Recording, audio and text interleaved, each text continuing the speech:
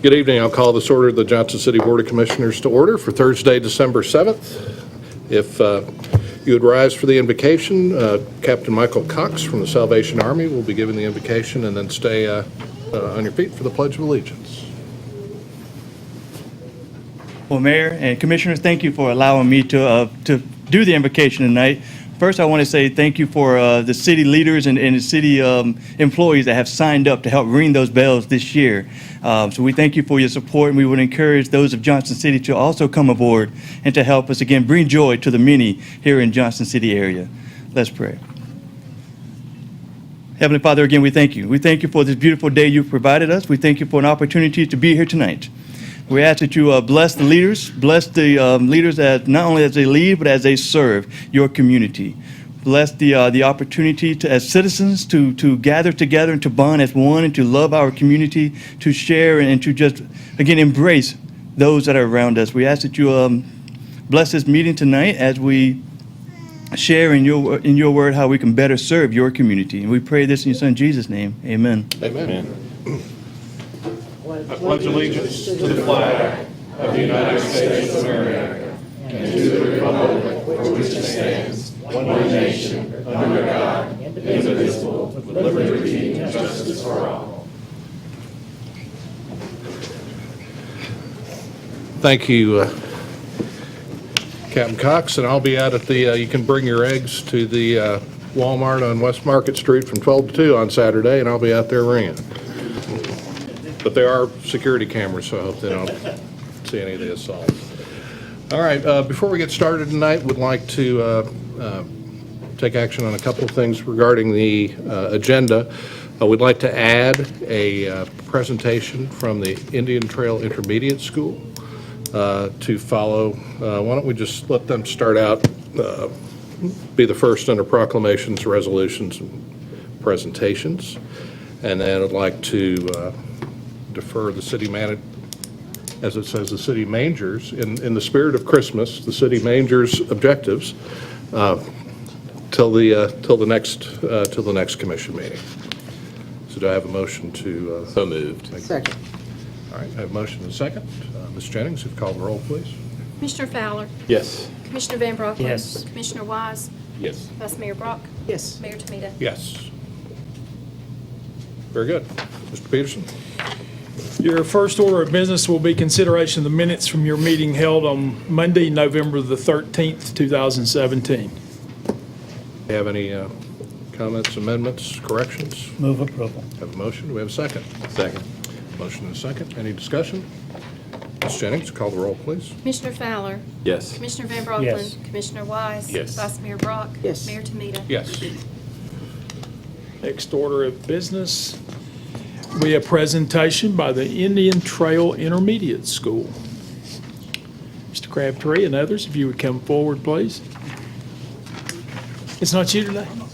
Okay. Wait a minute. Are you really Joe Crabtree? I'll be quiet today.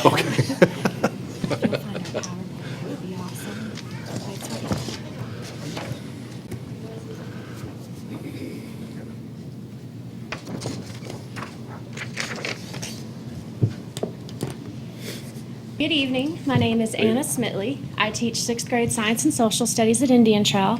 These are my fabulous teaching partners, Joe Crabtree, math, 6th grade, Summer Byler, English language arts, 6th grade, and Annie Grant, who's back here, went back to school, was teaching in our district, and went back to school to pursue her passion in environmental science. So I wanted to give you a brief, it'll be super brief before my kids come up here. So at Indian Trail, we work to help our kids understand that they can make a difference in their community. And our school is no different from other Johnson City schools. In fact, we are all very proud of our district, and we know other schools do similar things. So please be aware, we know we're not unique in this. But some of the things in the past year our school has done is supporting Second Harvest, animal shelters, going to assisted living residences, and a variety of other things that improve our community. But the bigger picture is we teach 10, 11, and 12-year-olds that they have a voice at their age, and they have value at their age to do big things. That it doesn't matter that you are only a 10, 11, and 12. You can do amazing things. So that leads to what you're about to see. On September 1st, Annie Grant came and gave a presentation to our students about Jacobs Nature Park. She had found this park on one of her hikes one day and started looking at the history of it and was like, oh my gosh, this is really neat. And the City Commission has been involved with the restoration of that park. And she came and did a presentation on the history of it and the cleanup of Sinking Creek, because I don't think our kids understand the human impact sometimes. We wanted to take a different direction. So a student-led project starts like that. We give an idea. And from that idea, we say, okay, what do you want to do with this information? Our kids were put into groups. Some kids said we want to make a poster and hang it up. Other kids said we want to pick up trash the day we're there. Other kids had stated that they wanted to go to the 5th graders and talk about the dangers of E. coli. And other groups made a presentation about Jacobs Nature Park. This group from day one said, who can we talk to in our city that could do something for the park? And then they started brainstorming those. In fact, it was funny, one day they looked at Mr. Crabtree and said, who are they? And they researched you and found you and were asking, did they have kids that went to school You here? read on the internet. You can't believe everything on the I'd internet. like a moment to rebut some of the research on us. But please. Yeah. they have been working on this since September 1st, 3 months now. And so when they came to us with this idea of going to a city commission, we said, we're going to do our best to make it happen. And thanks to you, we're able to make this happen. So without further ado, I'm going to allow them to present their service project to you.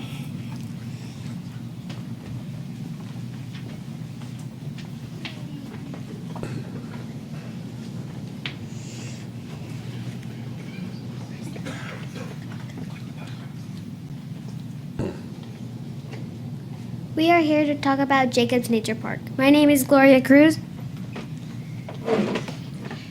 My name is Carolee Helton. My name is Carter Brademeyer. My name is Talita Kitt. My name is Noah Lyons.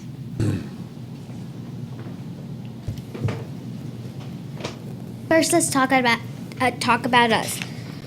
We are 6th graders from Indian Trail Intermediate School. We are in Cougar Hall. We went to Jacobs Nature Park for a service project. Miss Grant helped us and came up with the idea of going to Jacobs Nature Park. Miss Grant is studying to be an environmental scientist. Our teachers helped us a lot. The beginning. On September 1st, Miss Grant came to talk to us about Jacobs Nature Park. On September 8th, we met our groups for the service project for the first time. From the beginning, we have wanted to make Jacobs Nature Park more known. We felt that not enough people know about it. We have been working on this for 3 months. Why are service projects important? Service projects help people talk about a good cause. They spread awareness about important issues. They give kids an opportunity to explore and share with others. They improve the environment. Why we are here. We came to speak with the City Commission because we thought you could do something about the publicity of Jacobs Nature Park. Do you know what is unique about Jacobs Nature Park? Why don't you tell us?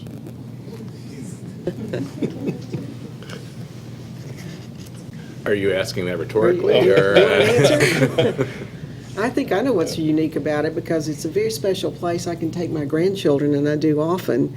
Plus, it gives a lot of information about the salamanders who live in the creek, the box turtles who live there, the pollinator gardens. So you can see I have been there. It is a very wonderful place. Plus, it's done something to try to help improve the quality of the creek.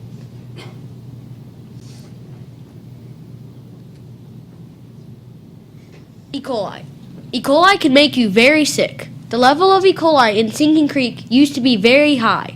Since the wetland was restored, the sewage pipes were fixed, and the cows were fenced in, the level of E. coli in the stream has gone down.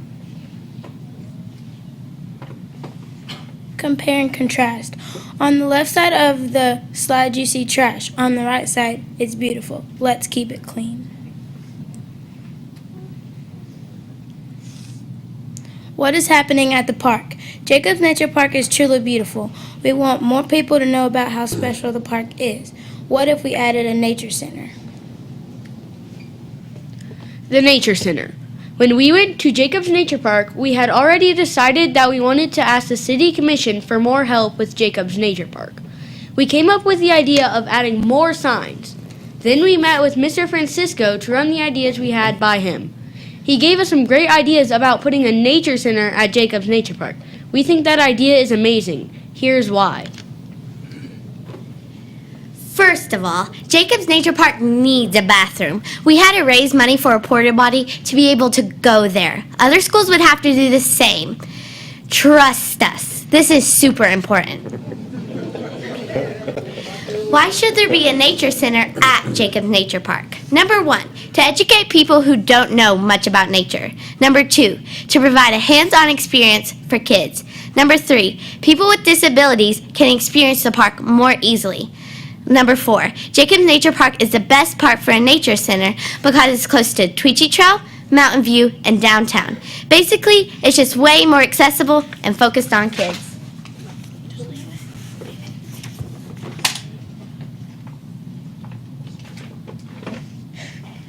Let's imagine together. It wouldn't have to be big. There would be educational pictures, plants, and other things to study. Plus, there would be a bathroom. Thank you to everyone who worked so hard to make this a beautiful and educational park for our community. We are grateful to Mr. Bill Francisco, Ms. Connie Deegan, the Boone Watershed Partnership, and all of the many other volunteers for making this wonderful park. Thank you to our teachers for taking us on this amazing trip. Thank you so much for your time. We hope you can help us. Any questions? Have you costed out the price of a nature center? No. Mr. Crabtree can help you. the math on that yet? That's right. Well, good. I don't have any questions. Does the commission? I'll just make a statement. I Yep. think Mr. Francisco has been working on getting a nature pavilion in place, so I think some funds have been raised. And I would certainly, Mr. Peterson, see how much money they've raised for that and what the difference is, and see if we can't pitch in there and help.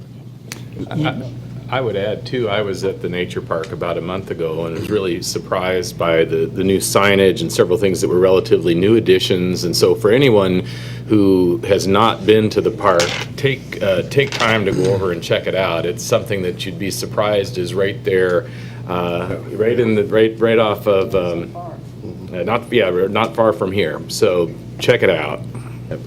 My morning Rotary Club has been helping Dr. Francisco with it, and there may be some other groups that could help with this too besides just the city.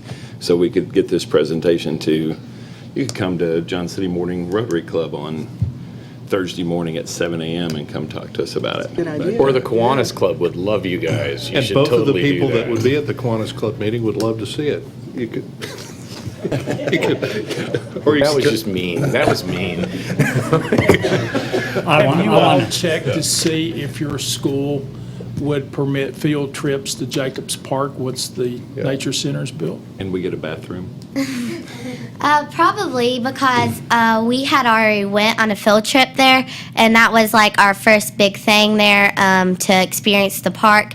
And probably if there was a nature center, it would just be way more easier, and more kids could go there, and it would just be funner and more exciting. And yeah, there would be it would just be great. So in the beginning of your presentation, you said we need to promote it more. What could you make suggestions to us on how we can promote Jacobs Park so everybody has a chance to get down there?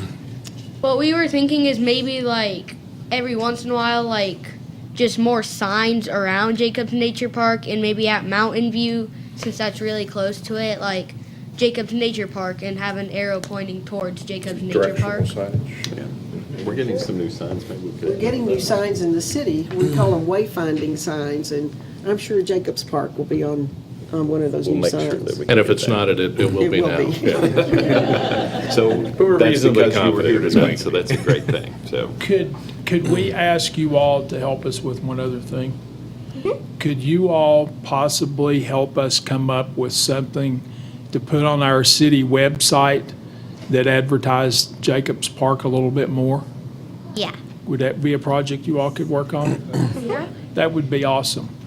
One of us will be in touch with Mr. Crabtree and make arrangements so that we can get somebody from our staff to talk to you and see if we can't get some sort of additional information on our website about the park, and that'd be another great project for y'all to do.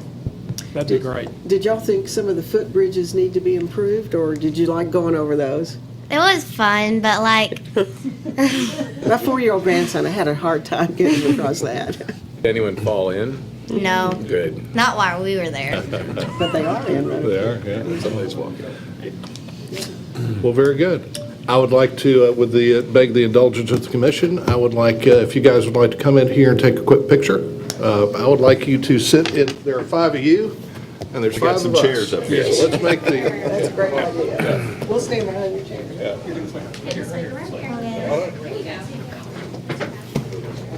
we go. Okay, now who's gonna be the mayor? Who's the mayor? Who gets the mayor? Wants to be the peanut gallery. That's right. Coming in. She always Peanut goes gallery wherever over you here. go. that's right. Okay, we need someone down here. Come on down here. 2 of you, yeah, come on in. So be down here, We'll let you through. one up and, You get to be the foreman. oh, that's right, that's right. One, All right. and here, hold that, like you're gonna hit somebody.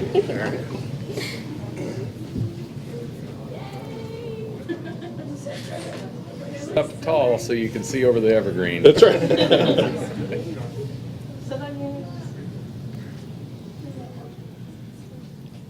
Why do I feel like the IQ just went up on this podium? A lot. All right. Our future leaders. That's right. Thank you. Thank Thank you so much. Awesome. Great job.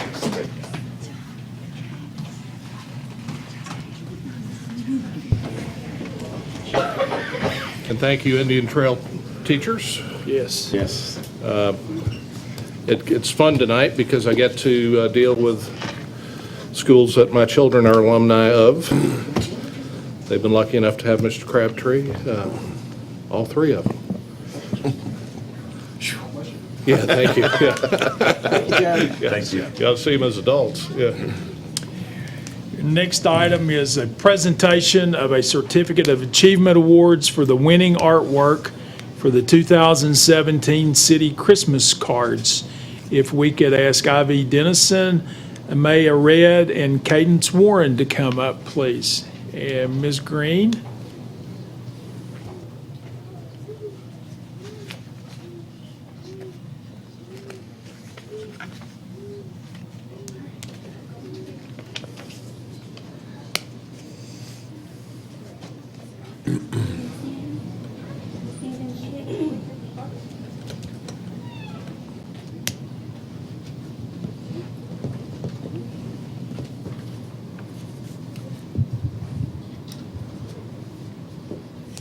Good evening, everybody.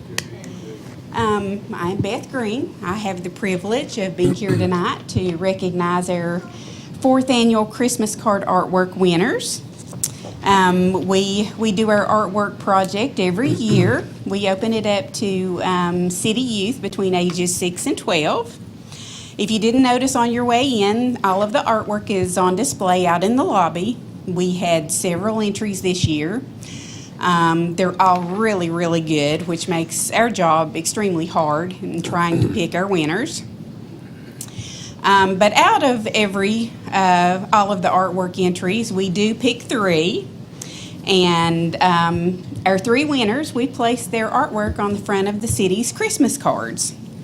So these will be our our artist for the year, and these will be displayed on our Christmas cards that go out.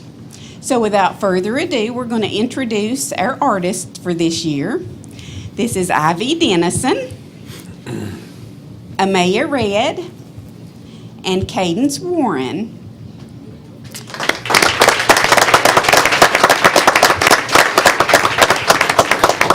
And if I could ask Mayor Tamita to come down, and we will present them with a certificate of achievement for their good work.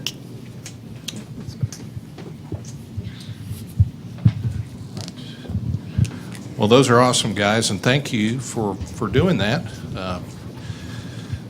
And Mr. Dennison, there's yours. You're most welcome. Amaya, there you are. And Cadence. Would y'all like to say anything? Thank you for awarding me.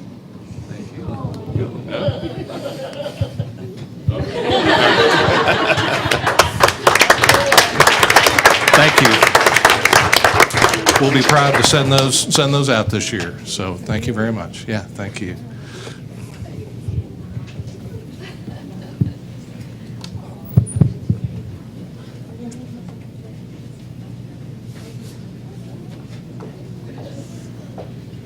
And your next order of business is the presentation of a proclamation recognizing Fairmont Elementary School. If we could ask Ms. McGill, others to come forward, please. Come on, Mr. Barnett. Come on, Dr. Barnett. Come on. And Mr. Kinnick, come on, your school board member, come on up. I found a star student. Uh-oh, very good. Uncle, grandparent, parent. Well, like I said, this is especially tickled to be doing this tonight because all three of mine were alumni of Fairmont. Actually, my youngest one was in the last year in the old building. That's right. Which goes to show you, buildings are important. That's right. But what's in the building is much more important, and they did fine, even though it was a kind of oddly arranged old building. But they got two in college, one getting ready to start, and they got a very good start at Fairmont. So you had a lot to do with that, and the fact that they read way more than I do. Although I have to remind them that we have a 485-page agenda that we read every page. I think you know, because I know now. But we'd like to congratulate you on your award, and we'll read this. You ready? Yes. Okay. Whereas the National Title I Distinguished School Program is a project of the National Title I Association that publicly recognizes schools for their positive educational advances. And whereas Fairmont Elementary was named a National Title I Distinguished School by the Tennessee State Department of Education based on their outstanding performance in two categories, which include exceedingly adequate yearly progress for 2 years or more, and significantly closing the achievement gap between student groups, which is quite a task, as I understand. And whereas only 2 schools per state can be selected making this award, a prestigious honor for our school, students, and staff. Now, therefore, I, David Tamita, Mayor of the City of Johnson City, Tennessee, do hereby congratulate Fairmont Elementary on receiving this distinguished award, which they successfully and admirably represented our area on the national stage. Congratulations.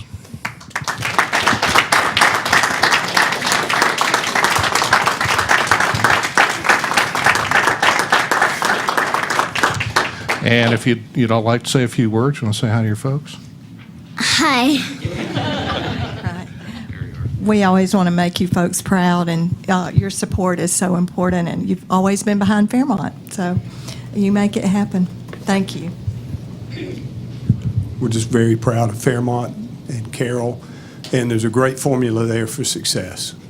They don't waste time, and they read, and every child's treated the same. That's very important. Very proud. Congratulations. Thank you. Thanks, Carol. Dr. Barnett, I know who you need to get to come over here and present your budget this next year. The kids from Indian Trail. You got a long way to go. Yeah, you got it. That was Yeah, that's impressive. Thanks, Carol. That's a $3.5 million nature center they just... Mr. Peterson? All right, your next order of business is a consideration of a beer license application for Asian Cafe One Incorporated. This is a request for a Class 1 on-premise beer license. The appropriate reviews have been made, finding no disqualifying factors. The recommendation would be for your approval. I assume the applicant is here. Would you come forward, please? And just state your name and address for the record, please.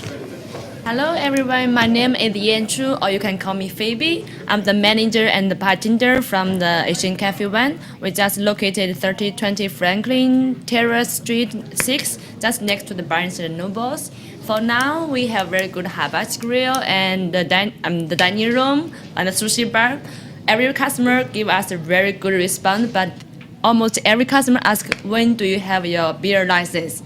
So that's why I'm here tonight. Very good. Yeah, we hope for now, our rules is to do not service any alcohol or beer to underage people, or we do not service any alcohol or beer to the one already overdrunk before they enter the restaurant. So please consider and support us for the beer license. Very Thank good. you. So you have read the rules and regulations regarding the sale of alcohol in I the believe city. she just of read Johnson. them to you. And by the way, all our servers have the ABC card. Okay, just say yes. Answer yes, please. Yes. Okay. Do you agree to abide by those rules? Yeah. Yes. And do you have any questions for us? No, Very good. thank you. Do I have a motion? Move approval. Second. I have a motion and a second. Any further discussion? And Ms. Jennings, call the roll, please. Commissioner Fowler? Yes. Commissioner Van Brocklin? Yes. Commissioner Wise? Yes. Vice Mayor Brock? Yes. Mayor Temita? Yes. And you've already told us about your business, so the best of luck to you. And it's in the Barnes and Noble Shopping Center, is that right? Yeah, just Okay. next to the Barnes and Nobles. If you have time, feel free to come back. Okay. Yeah. Thank you so much. Good luck. And ask for Thank you. Phoebe. That's right. Thank you. This takes us to appointments, the first being appointments to the Senior Center Foundation Board. There's an opening and a need to make 3 appointments. The positions were advertised with Mr. Jerry Gary, Mr. Bo Deaton, and Mr. Frank Hawkins, all applying for a position on the board. Very good. Do we have any discussion or recommendations? Mayor, I'm comfortable with all 3, so I'd recommend that we appoint Frank Hawkins, Bo Deaton, and Jerry Gary, please. Second. Motion and a second. Any other discussion? Ms. Jennings, call the roll, please. Commissioner Fowler? Yes. Commissioner Van Brocklin? Yes. Commissioner Wise? Yes. Vice Mayor Brock? Yes. Mayor Temita? Yes. Thank you. See? I would like to invite all the commissioners, if they are available on December the 19th, to come and help us deliver Christmas boxes to needy seniors in the area. We'll start at 9 a.m. We'll have about 250 boxes to get out, and I believe Deb brought you some presents from the seniors, from the center, celebrating the Memorial Park's 5th anniversary. Some good things happening this week. I think Santa will be there tomorrow night. I So if don't you know. have We've some all kids been pretty around naughty. kids, I left my bell in the car because I Oh, yeah, didn't want, okay. cause a Yeah. ruckus, but thank you so much. Thank you. Thank you. Your next appointment is one appointment to the Johnson City Housing Authority. This vacancy is for a resident commissioner, and Mr. Tenner has filled this position, and he has applied for reappointment back to the board. Very good.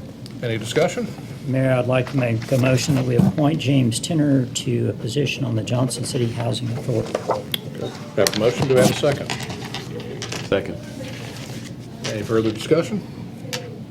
Ms. Jennings, call the roll, please. Commissioner Fowler? Yes. Commissioner Van Brocklin? Yes. Commissioner Wise? Yes. Vice Mayor Brock? Yes. Mayor Temita? Yes. Your next appointment is to make one appointment to the Health and Educational Facilities Board. This board has currently one vacancy, and the term of Mr. Corny Marshall has expired. He does not wish to be reappointed. We have advertised the position and received one application from Mr. William Roller, and the appointment is yours to make. Very good. Any discussion? Do we have a motion? Move to appoint Mr. William Roller to the Health and Education Facilities Board. You have a second? Second. Very good. We have a motion and a second. Any discussion? Ms. Jennings, call the roll, please. Commissioner Fowler, Yes. Commissioner Van Brocklin. Yes. Commissioner Wise. Yes. Vice Mayor Brock. Yes. Mayor Tomita. Yes. Thank you. Your next order of business is consideration of the consent agenda. All right, we'll go right to left tonight. Commissioner Wise, anything you'd like to pull for individual discussion? Commissioner Van Brocklin? Yes, I'd like to pull A3, please. Okay. Vice Mayor Brock? That was the one I wanted to pull as well. So. And Commissioner Fowler? No. All right, Mr. Peterson, A3. Your question? A3 is consider approval of contract and implementation of the ADA compliance study with Kimley. We pulled this from the agenda about a month ago, I guess, to take a look at potential cost savings. We went with the whole project instead of a partial project as far as development of the ADA guidelines that we needed to follow and to attend to. So I was wondering if you could give us a little bit of information now. I see in front of us, instead of a $100,000 total, a $250,000 total. I'm not real sure whether or not we're approving $100,000 or $250,000. I'm also not sure whether in the process of asking for the whole plan to be developed, we saw cost savings. So if you could kind of elaborate on that a little bit for us. Yes, sir. I'll ask Ms. Carrier to explain this, please, sir. Good evening. ADA compliance team, we were made up of several of us. It was myself, Glenn Berry, Steve Willis, Anthony Todd. And we had been working with the consultants to negotiate the full scope of the ADA contract. Initially, we've gone back and forth with them, and in doing a complete project versus doing a two-complete project, we wanted a project and a plan that would suffice for TDOT, so we would meet their compliance requirements and to that extent. And in negotiations, to do a full overview was 1.2 million, close to that. And we negotiated down, yes, sir. We negotiated to the point to where we could do the full scope with training and actually teaching our employees per department how to continue the plan. And that way we have that knowledge to take it ourselves as we move forward. And that's how we got to the full scope. The way purchasing does these contracts through a multi-fiscal year project, we would, upon approval, we would move forward with a notice to proceed of up to $100,000 expenditure for this fiscal year, knowing that we would need, as budgeted, $150 to finish the full scope needed for compliance with TDOT beginning July 1 of 2017. Well, I commend you if you've taken it from 1.2 Yes, million sir. to $250,000. That's what I hoped we might see when we pulled it before, that we might get the whole scope of it laid out, so we knew where we were headed, so we knew what a total was. I did not anticipate the cost savings. That's gravy, and it's very much appreciated. What, I had a question about this as well, looking at the scope of this, which is large. What we're talking about right here is just the study. Then the implementation of this is going to occur over time, That is correct. prioritized by I guess, Need and barriers all that. that are needed the most. Basically, what TDOT wants is a self-evaluation and a transition plan. That's to lay out the project or the barriers that we have in order to meet ADA compliance. And those upon our operational budget or upon capital improvement budget, we'll have to budget for those yearly to get there. But the compliance factor with TDOT is to have the plan complete. So my follow-up question was, is this going to require a full-time staff person once we get to a certain point to make sure that we get all this stuff right going into the future? And if the answer to that were yes, could a full-time staff person not do a lot of this work that we're paying a consultant to do? and there's so many factors in this because you have to look at your right-of-way, your sidewalks, your signals, your intersections to that, plus your facilities and your programs and services you provide. I don't think one person could have the full knowledge, the full scope of all those different facets of the ADA law because it's not just ramps and grading as far as your sidewalks go. So I think that the best thing to do is to get the plan in place with a consultant and to teach our employees how to notice those things and how to follow through with it in the future so we can do it little by little and add to the plan if necessary. That way then we're buying this knowledge and our checklist and things that are necessary to move forward. And that way we don't need one single person. Each department can have a representative. Just for the benefit of our citizens, and we're here getting ready to do a pretty in-depth, expensive study, and then an implementation plan. What got us here? I mean, what is driving this? This is an FHWA requirement through TDOT. They're saying that our local communities need to be in compliance with all ADA law, and they put this requirement on TDOT to follow through. And in order to do that, TDOT is requiring all local governments to have a self-evaluation and transition plan in place. Thank you. Very good. Any more discussion? Move approval of the consent agenda. We have a motion. Do we have a second? Second. Motion and a second. Any other discussion? Ms. Jennings, call the roll, please. Commissioner Fowler? Yes. Commissioner Van Brocklin? Yes. Commissioner Wise? Yes. Vice Mayor Brock? Yes. Mayor Tamita? Yes. Peterson? Okay, that will take us, just a moment, sir. Takes us to ordinances. The first ordinance being ordinance number 4651-17.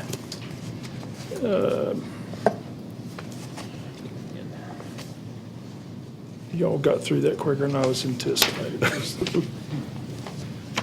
We're efficient. All right. Ordinance number 4651-17.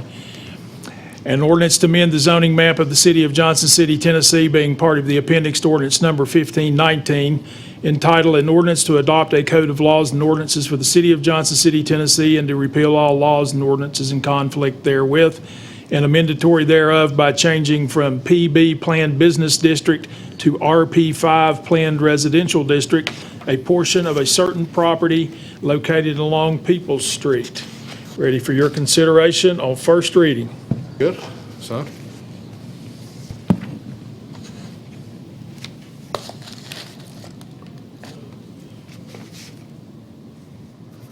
The property under consideration is a vacant piece of property on Peoples Street. It is being requested, currently zoned PB Planned Business, and is being requested to be zoned RP 5. The developer intends to construct a senior living facility on this piece of property. It's been considered by the Planning Commission, and the Planning Commission is recommending that the City Commission approve this rezoning. Staff evaluated the request and determined that the proposed development will generally be in conformity with the intensity of the other developments in that particular area. We received a couple of calls from property owners around the area, especially on Douglas Drive. Their main concern was on connecting Douglas Drive to Peoples Street. They didn't want that, and that is not part of this rezoning request. So Planning Commission requests that the City Commission approve this rezoning. So my recollection from planning was that there was also a stipulation that as a part of their project, they would create a permanent cul-de-sac on Douglas, but I don't see that reflected in the specific language of the ordinance. How do we ensure that that occurs? That is a stipulation that the Planning Commission has made in its decision in this recommendation, and has asked staff that in the review and approval of the site plan, staff has to ensure that occurs. So it's an assignment that has been given to staff by the Planning Commission, and in the approval of the site plan, staff would ensure that that is done. And is that at the cost of the developer? Yes. Very good. Any other questions? Do I have a motion? So moved. Do I have a motion? Do I have a second? Already voted on it on planning. Somebody else should join in the fun here. For approval. I've already done that I'll second. second then. All right, we have a motion and a second and a I was also previous there. vote. Yeah, Yeah, exactly. Ms. Jennings, call the roll, please. Commissioner Fowler? Yes. Commissioner Van Brocklin? Yes. Commissioner Wise? Yes. Vice Mayor Brock? Yes. Mayor Tumita? Yes. Thank you. Is this a sister property to the one that's on Knob Same Creek? group that's building it. Okay, they've done a very nice job. That's a pretty beautiful place. Your next item for consideration is ordinance number 4650-17. An ordinance to amend the zoning map of the city of Johnson City, Tennessee, being part of the appendix to ordinance number 1519, entitled "An Ordinance to Adopt a Code of Laws and Ordinances for the City of Johnson City, Tennessee, and to repeal all laws and ordinances in conflict therewith, and amendatory thereof by changing from B4 Planned Arterial Business District to RP3 Planned Residential District, certain property, tax map 21, parcel 49.01, located at 4835 North Rome Street, is ready for your consideration on third reading after public hearing. Very good. Ms. Hunt? The City Commission had passed this particular request on first and second reading, and it was deferred to today for third consideration because last month the meeting was moved, and we needed to provide a 15 days public notice. The developer intends to construct 20 single-family residential units on this piece of property adjoining North Rome Street. The front end of the property, directly abutting the North Rome Street, will remain for commercial development, will remain B4 for commercial development. All the costs that we received from the residents in the Cedar Rock subdivision, they're pretty happy with it because it's residential, not a commercial development. We have not received any other calls that will warrant a change in our recommendation at this time. Staff recommends that the City Commission approve this. Okay. All the notices were sent out for the public hearing in due time. Very good. I'll go ahead and open the public hearing. Anybody who wishes to speak for or against this ordinance? Seeing none, I'll close the public hearing. Mayor, I move that we approve ordinance 4650-17 on third reading. Second. Motion and a second. Any other discussion? Ms. Jennings, call the roll, please. Commissioner Fowler? Yes. Commissioner Van Brocklin? Yes. Commissioner Wise? Yes. Vice Mayor Brock? Yes. Mayor Tumita? Yes. Next order of business is consideration of the concept plan associated with the rezoning that you just approved. This will require a public hearing as well. Very good. Ms. Hunt?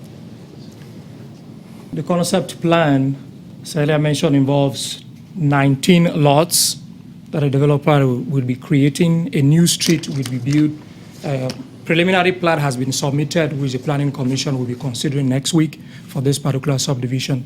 The developer is pretty ready to go. Sidewalk will be constructed on the west end of Suffolk Road. That is one other thing that has been added to the concept plan. Very good.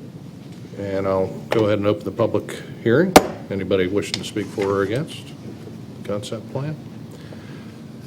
Seeing none, close the public hearing. Do I have any discussion, or do I have a motion? Mayor, I move that we approve the concept plan for the rezoning of property located at 4835 North Rome Street. Second. I have a motion and a second. Any other discussion? Ms. Jennings, call the roll, please. Commissioner Fowler? Yes. Commissioner Van Brocklin? Yes. Commissioner Wise? Yes. Vice Mayor Brock? Yes. Mayor Tumita? Yes. Next order of business is consideration of a resolution associated with the Isaacs annexation, which is the annexation ordinance will be 4652-17. A resolution to annex certain property located within the 11th Civil District of Washington County, Tennessee, adjoining the present corporate boundaries of the City of Johnson City, Tennessee, and to incorporate the same within the corporate boundaries of the City of Johnson City, Tennessee, said property being known as the Isaacs Annexation, to zone said property R2A low-density residential as described herein, and to amend the zoning map of the City of Johnson City, Tennessee accordingly, being a part of the appendix to ordinance number 1519, is ready for your consideration on third reading and public hearing. All right, Hassan? This is an annexation request from Mr. Isaac. He intends to construct single-family residential lots on this piece of property, 23 lots being proposed at the end of Harbor Approach, and on the north end, there is the Watauga River. Planning Commission has considered this and is recommending that the City Commission approve this annexation. Very good. I'll go ahead and open the public hearing on the Isaacs annexation. Anybody here to speak for or against? Seeing none, close the public hearing. Do we have a motion? Or is there Mayor, discussion? I move that we approve the resolution to annex certain property that is known as the Isaacs annexation. Second. We have a motion and a second. Any further discussion? Ms. Jennings, call the roll, please. Commissioner Fowler? Yes. Commissioner Van Brocklin? Yes. Commissioner Wise? Yes. Vice Mayor Brock? Yes. Mayor Tumita? Yes. Our next order of business is consideration of ordinance number 4652-17, an ordinance to amend the zoning map of the City of Johnson City, Tennessee, being part of the appendix to ordinance number 1519, entitled An Ordinance to Adopt a Code of Laws and Ordinances for the City of Johnson City, Tennessee, and to repeal all laws and ordinances in conflict therewith and amendatory thereof, by assigning a R2A low-density residential to certain property within the 11th Civil District of Washington County, Tennessee, known as the Isaacs Annexation, is ready for your consideration on third and final reading and public hearing. Very good. Hassan, you're up again. The city does annexation by resolution and then assigns the zoning by ordinance. Staff reviewed this. It's basically the property will be assigned the same zoning that the adjoining property has, which is basically R2A low-density residential. We've had no calls or comments from adjoining property owners concerned about this rezoning. Very good. And I'll go ahead and open up the public hearing. Anybody here to speak for or against? Seeing none, we'll close the public hearing. We have a motion. Do we have a second? Second. I have a motion and a second. Any further discussion? Ms. Jennings, call the roll. Commissioner Fowler? Yes. Commissioner Van Brocklin? Commissioner Wise? Yes. Vice Mayor Brock? Yes. Mayor Tumita? Yes. Next order of business is consideration of the plan of services for the Isaacs annexation.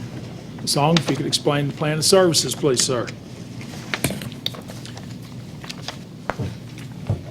The plan of services associated with this annexation basically involves public services, utilities, streets, garbage collection, and other things such as schools that the city will be providing to residents that will be resident on this piece of property.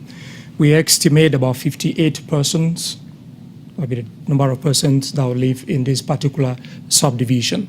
All public utilities are already available at the end of this particular piece of property.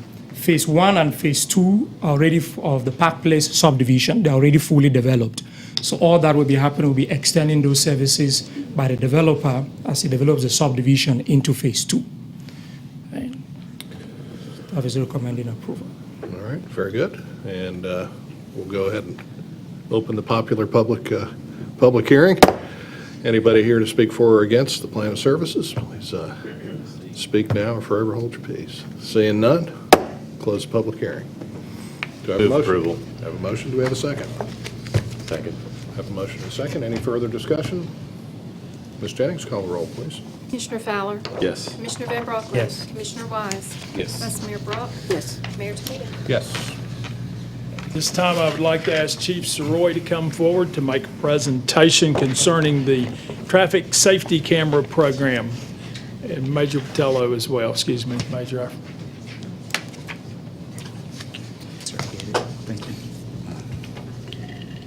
Thank you, Mr. Peterson.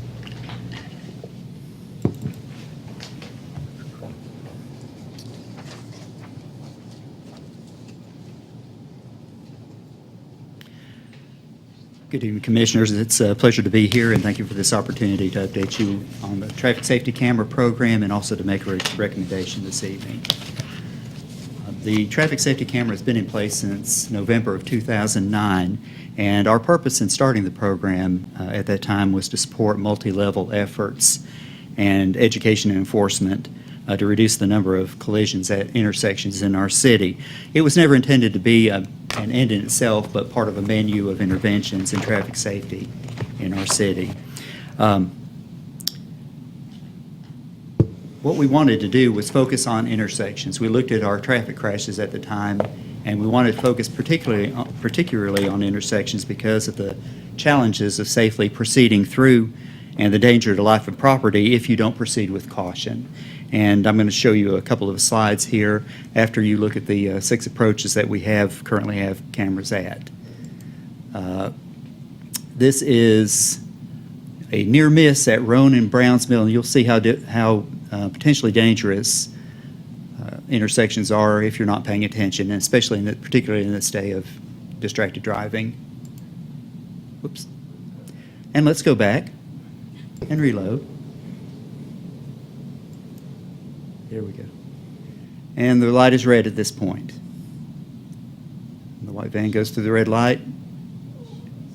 And fortunately not a wreck there.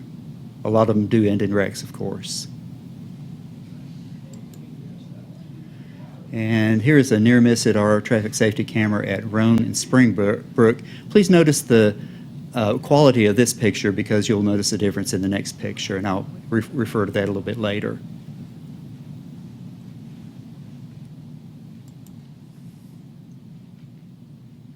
Yellow and red. So pushing the red light.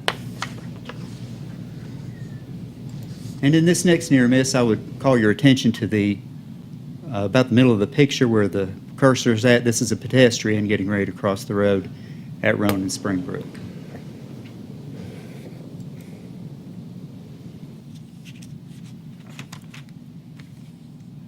Red. And a near miss that could have turned tragic. I do want to point out at this time that the traffic safety cameras are primarily for enforcing. That's their goal, to enforce red light running at these intersections. However, on occasion, we can use the footage that we get from these cameras to bring criminal charges, which is exactly what we did in this case, working with the DA's office. We ran down the gentleman there through his license plate, and we identified the driver, and we brought charges of reckless endangerment and driving on a revoked license, and he was convicted of each. And those are just illustrations of the dangers at intersections in our city and any city. These are the 6 locations for our traffic safety cameras, and you can see at the top, I'll just bring your attention to the top line, which shows our crashes in the city over time from 2009, beginning as a baseline, and going through 2016.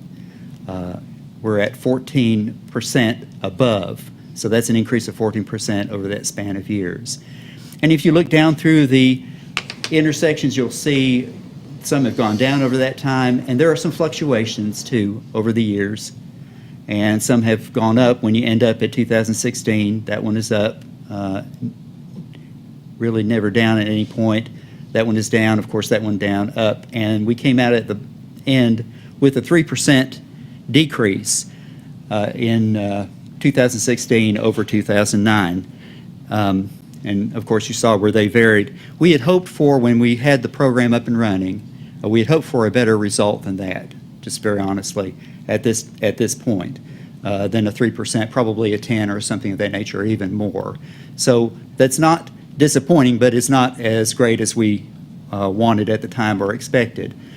One thing that I would point out, though, as I already have, is that if you look at the traffic crashes at the top, we've gone over 14%. So if you just do some simple math, and just from a police officer's standpoint, a non-scientific conclusion would be that even though crashes have gone up by 14% across the city, the crashes at the intersections have held the line, if I may. That would be the way that I would put that.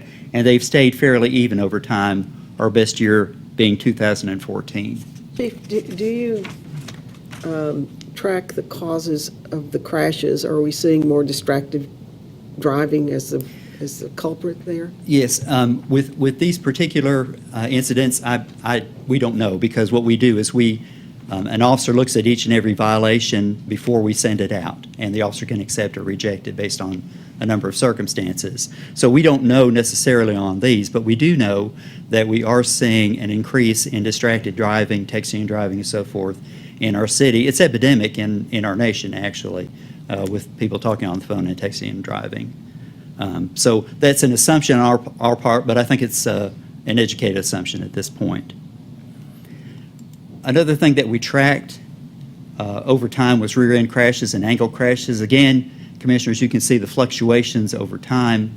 We ended up here at rear end crashes at 5% under, those are percentages, and then angle crashes at 2%. Again, it looks like over time we have gone in and out, had some increases and some decreases over time, and finally ending up at that point. So we had some good years and then not necessarily a bad year now, but it's held the line for us. Chief, could it be plausible at all to say, if you look at you look at the numbers and how they've gone down and then how they've sort of come back? Yes, sir. Could you attribute that to distracted driving, that, if they didn't see the light, they're probably not going to see the sign that says it's a monitored intersection, and it really wouldn't have mattered? And that's a good point, sir. Probably on that score, the education piece and the things that we do from the police department standpoint to get the word out about distracted driving, some of the defensive driving courses we teach, and we have done some, if I may, we have done some enforcement recently in distracted driving, texting and driving, and so forth, and we did a press release and a media campaign at that time. So we would hope that we could get the word out, but you're absolutely right, Mayor. And just for your information, when we started the program, we didn't just track the 6 intersections. We tracked other intersections in town, just as a control, if you will. And so when you're looking at these, and these are 13 intersections, look at the bottom number right there. You have a 43.6% number, an increase from 2009. And again, as you go down through those, excuse me, it's warm. As you go down through those intersections, you'll see you have increases, decreases, and so forth. And so they fluctuate. But again, the bottom line there is that those have gone up. So if I may add this, we have increases in traffic crashes overall. We have increases in these monitored intersections, but that we're monitoring that don't have cameras. But in the intersections that we do have cameras, we don't have an increase. In fact, we have a little bit of a downward trend. Not as much as we wanted, but still a downward trend if you do that by comparison. The traffic safety camera program, these were our intended benefits when we started the program: advancing a public safety goal of safer streets, impacting angle crashes, multiplying police department resources, and there were to date, or through September, 58,357 violations from the start of the program that would not otherwise be enforced. And then there's awareness at intersections. You mentioned the signs, Mayor, and those are out at every approach to an intersection where we have a camera. So automated enforcement as a resource multiplier, it allows officers, if we're not having to pay attention to particular intersections for traffic enforcement, we can be out visible in other areas of the city, doing other enforcement duties, community policing, problem solving, and it is at its best, it's a more efficient use of resources. So the other point that we'd like to bring to your attention this evening is the notices mailed. So these are the actual citations that were sent out. Notices mailed and citations sent are the same thing. So you can see some fluctuations down over time. For example, 2010, we had that many citations at the end of that year. And then lower that year, This year, I believe, if I'm not mistaken, was the year that the Tennessee legislature did not allow automated enforcement or a citation based solely on automated enforcement for a right turn on red without coming to a complete stop. So I think that's what happened at that point. And then you can see there are some other variations down through the years. 2015 and 16 is a larger number, and 17 looks to be a large number as well. So there are several reasons, and we'd like to bring those to your attention this evening. We mentioned the changes in Tennessee legislation. The fluctuations in traffic volume had something to do with these over the course of time, over the course of the years. Cameras occasionally have to come offline for service or for upgrades or for maintenance, so they're offline for a bit of time there. Another point that I'd like to make, if you see the increases in 15, 16, and so forth for those, is that we have higher definition video. As a result of our Second Amendment, which this board approved back in 2015 for the agreement, the company agreed to put in high definition video at all of the intersections. So they put that in there, and you remember where I showed you those somewhat grainy videos at the front, and then we went to a clearer video, and that's the quality we get. And it means that the officers who are reviewing that, they have a better feeling for prosecuting this, that they can make a clearer definition for the prosecution of this in court because it's not grainy. For example, our large intersections, they would tend to get grainy, and if the officer can't make a determination, the officer is going to err on the side of not approving it. But if they feel good about the video, it looks good, and they feel good about sending it on for prosecution, then they will. Distracted driving, too, we think has a lot to do with that as well. Texting, talking on the phone, and dividing your attention when you need it most. And there's never a greater need for your attention than when you come to an intersection. And here you'll see down through the 6 intersections over time through the years, Ronan Springbrook, Brownsville and State of Franklin, and so forth. And we've had various increases and decreases over the years at each of those intersections. This is simply a graphical representation of what you all have already seen on the data for the intersections. And you can see, again, it is not what we hoped for at the beginning of the program in 2009, but it is a downward trend. And you can see where we have dipped down a little bit further, and it's held the line when other crashes throughout the city have gone up. Rear end, and again, another graphical representation of something you've already seen, rear end and angle crashes.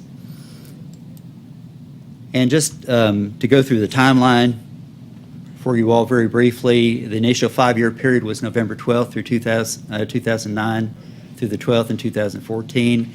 When we went to a renewal term, there was tiered compensation at the first in the original agreement. That was eliminated to a 50-50 split of paid fines for an 18-month period. So the city considered the addition of automated speed enforcement. That was the stipulation.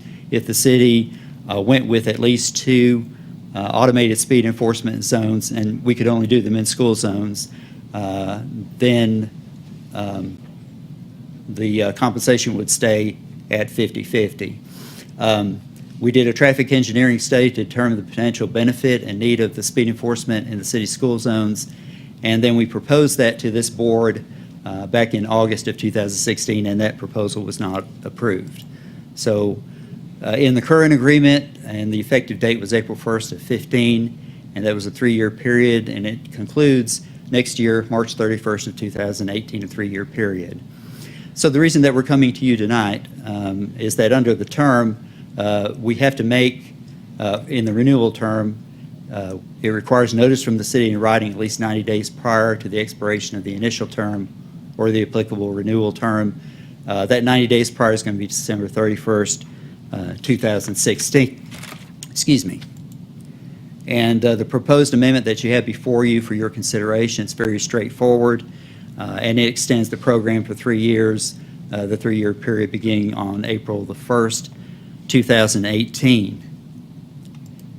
And just in conclusion, and thank you for your patience through this presentation, the department, as we've already said, had the expectation that the program would drive down crash numbers in the intersections and decreases in angle crashes. Again, we've pretty much held the line with something of a downward trend. That wasn't fully realized, of course, as we mentioned, but it evens out. And we believe that there's value in this enforcement aspect of the camera program.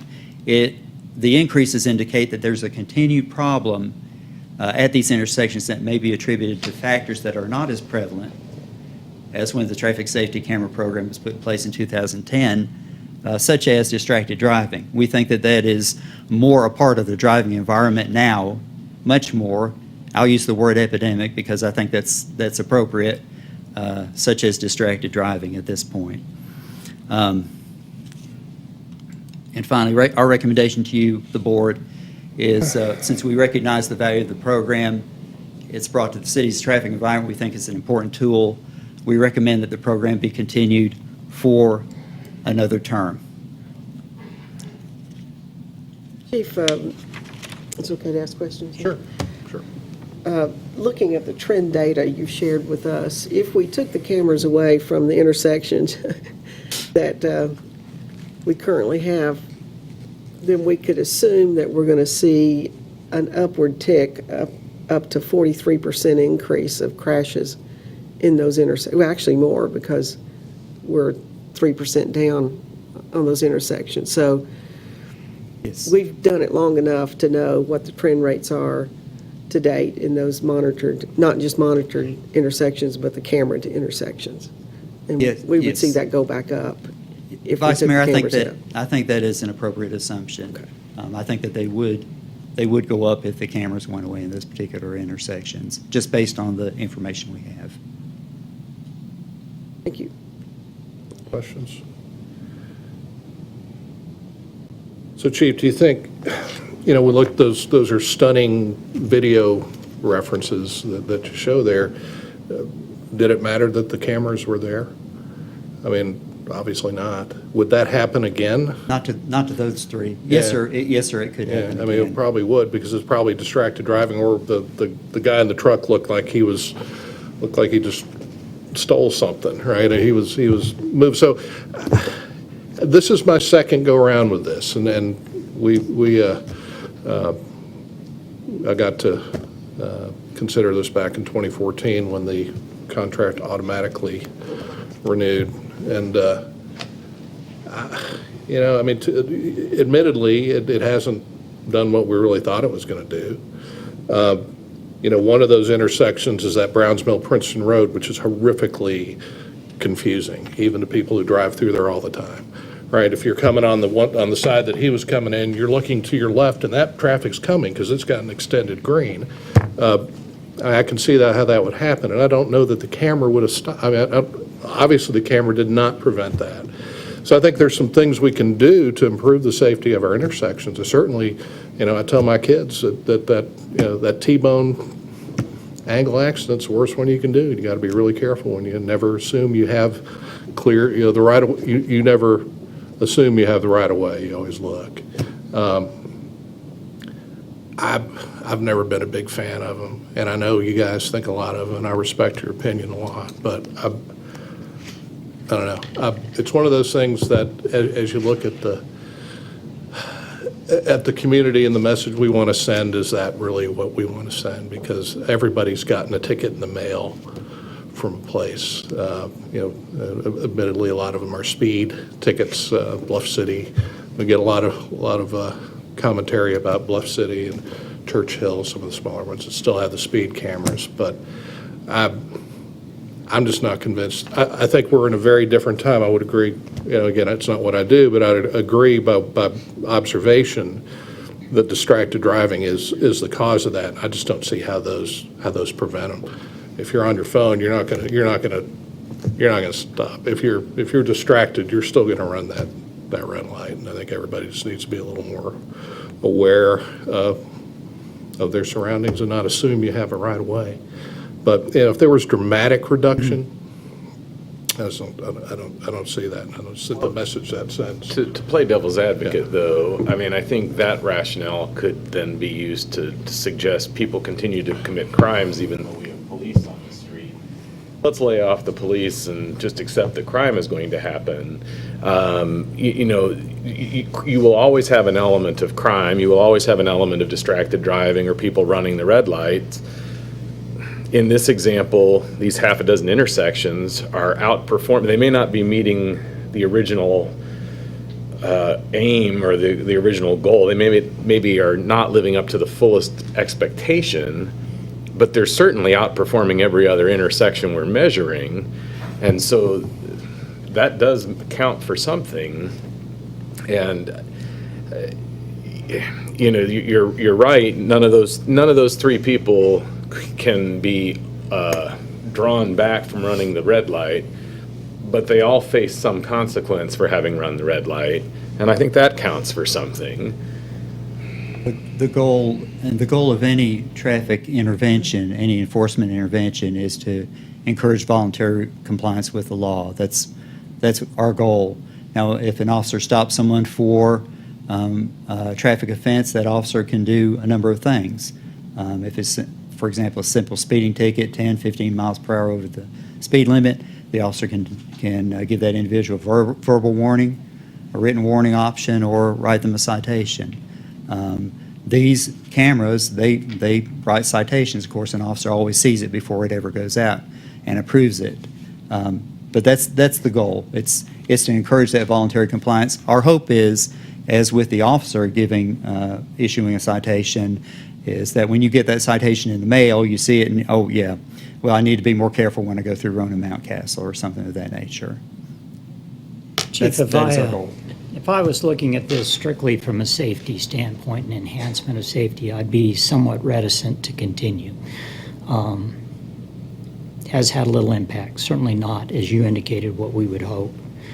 But I think it's very easy to recognize that we are not having to park two officers at a time, two cars at a time at these particular intersections to try to keep people from going through them.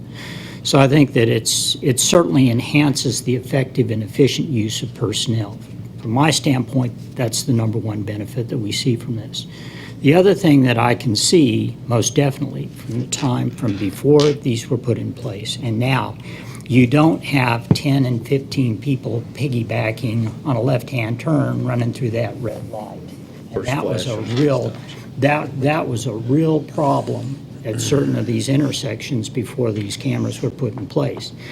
Is it a shame that we have to have them in place to keep people from doing that and to keep people from being polite? Yeah, it's a shame. It really is. But it's a reality. And I think for those two reasons, I will continue to be supportive of us moving forward with these cameras at these intersections. And it passed 3 years ago, so Ready for a motion? let's, if we have one. I will make a motion, Chief, based on your recommendation and my belief that if we remove the cameras from these intersections, we'll see an increase of probably at least 40% more crashes based on the data of the monitored intersections. One of those 40% may be my grandchildren. So based on what I think, even though it didn't meet the standard you had hoped for, I think we've had another variable come in since we started this program. That's an increase in distracted driving. So based on those factors, I'm going to make a motion that we continue the contract with the traffic safety camera program. I'll second that. We have a motion and a second. Any further discussion? Ms. Jennings, call the roll, please. Mr. Fowler? I will vote yes because Chief Sirois decided that it was best for us, so I will say yes. Commissioner Van Brocklin? Yes. Commissioner Wise? Yes. Vice Mayor Brock? Yes. Mayor Tomita? No. All right, your next item on the agenda is a presentation and a request from Mr. Grant Summers concerning Phase 1B of the Tannery Knob Bike Park. Mr. Summers, welcome. Good evening. Good evening. Should be on the desktop somewhere.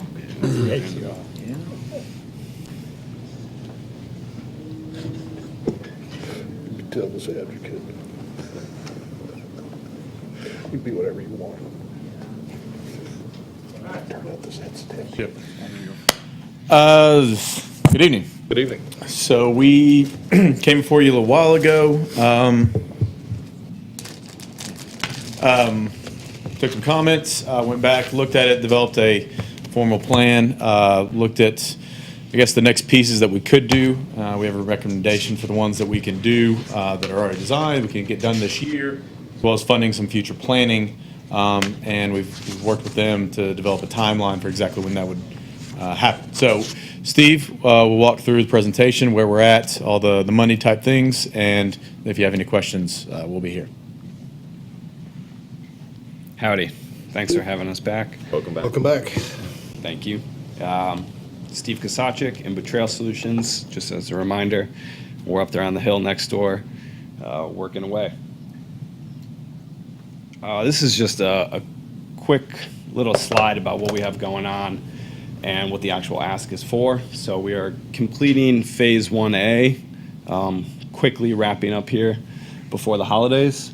And so we've got Tannery Knobs Bike Park, a very unique bike park with its proximity to downtown, and just the amount and sort of percentage of mountain bike specific trails that we're putting in up there. It's providing a foundation to grow about a mountain bike community and help create a new mountain bike destination here in Johnson City and the region, which has a ton of opportunity. And Tannery Knobs would certainly lay the groundwork for continuing that sort of trend. This was the first ask, $300,000, and that I came out in February, did the design and planning work on that, and now we're doing the construction. We're going to have almost 3 miles of bike optimized trails up there. Additional design, we're completing that task currently. That's coming out of that 300. There was a new parcel purchased with some of the water tank work that went in up there, and we're looking at some other opportunities on the knobs. So we're doing a little bit of design work in these next 2 weeks. Phase 1B, which is why I'm standing up here, we're asking for the 450 approximately for the more trails and park improvements. Grant can go into detail on those park improvements, but essentially what that includes, you've all been up there, the driveway is a little lackluster, and when it starts seeing more use, it's probably not going to stand up too well, so it needs some improvement. Some of the improvements that can be done on the driveway include widening it and potentially creating more opportunity for mountain bike connections, trail connections, as well as creating a parking area. If you're going to have trails, you need a trailhead and parking area. So putting in a parking area. There's various other landscape architecture type stuff that could be done in the terms of park amenities, some gravel paths to connect some of the trails we've done, and that type of stuff. And then almost 2 miles of more bike optimized trail. Right now we're completing the green, or easiest as we call it, sort of beginner trail, and the blue intermediate trails. Phase 1B would include some of the very difficult or black diamond trails, which really adds to the diversity and really makes the park pop, and is really going to appeal to some of the more seasoned riders in the region and further away. And there's just a huge amount of community support for Tannery Knobs. Local bike shop has been super supportive, and we've got over 400 volunteer hours. I've been here since October 9th, so that's pretty impressive in the couple months that we've been here, how much volunteer support we've had up there. This is what we're building right now, currently Phase 1A. I could probably zoom in on that if you'd like, but essentially, this is touchy. We are right here. That's where we're sitting or standing. And at the top of the mountain, that's where the parking area we're talking about. We've got this blue gravity trail that uses the full elevation that we can use on the mountain. A little mini, what we're calling sort of a baby flow trail, sort of the same style as the first trail we've completed, just turning the dial up a little bit and providing a little more opportunity for progression for local riders. Of course, the green or easiest trail on the mountain. Really great walking path, really good views, and really ideal for those just looking to enter the sport, and a climbing return trail here. So that's Phase 1A. It's a touchy little mouse. Is that 3 miles, Steve? Is part That 3 was miles? closer to 2.5 miles. The star, you can't see it as well. There's a trailhead symbol and there's a star. Those are skills features, and there's tread going in between those. It's not a ton of tread, but the skills features are certainly a vital part of the park, and to give riders a different opportunity to progress their skills. Some pretty pictures of kids on bikes.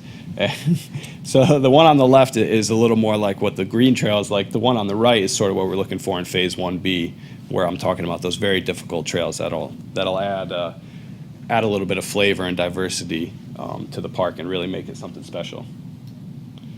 This is Phase 1B.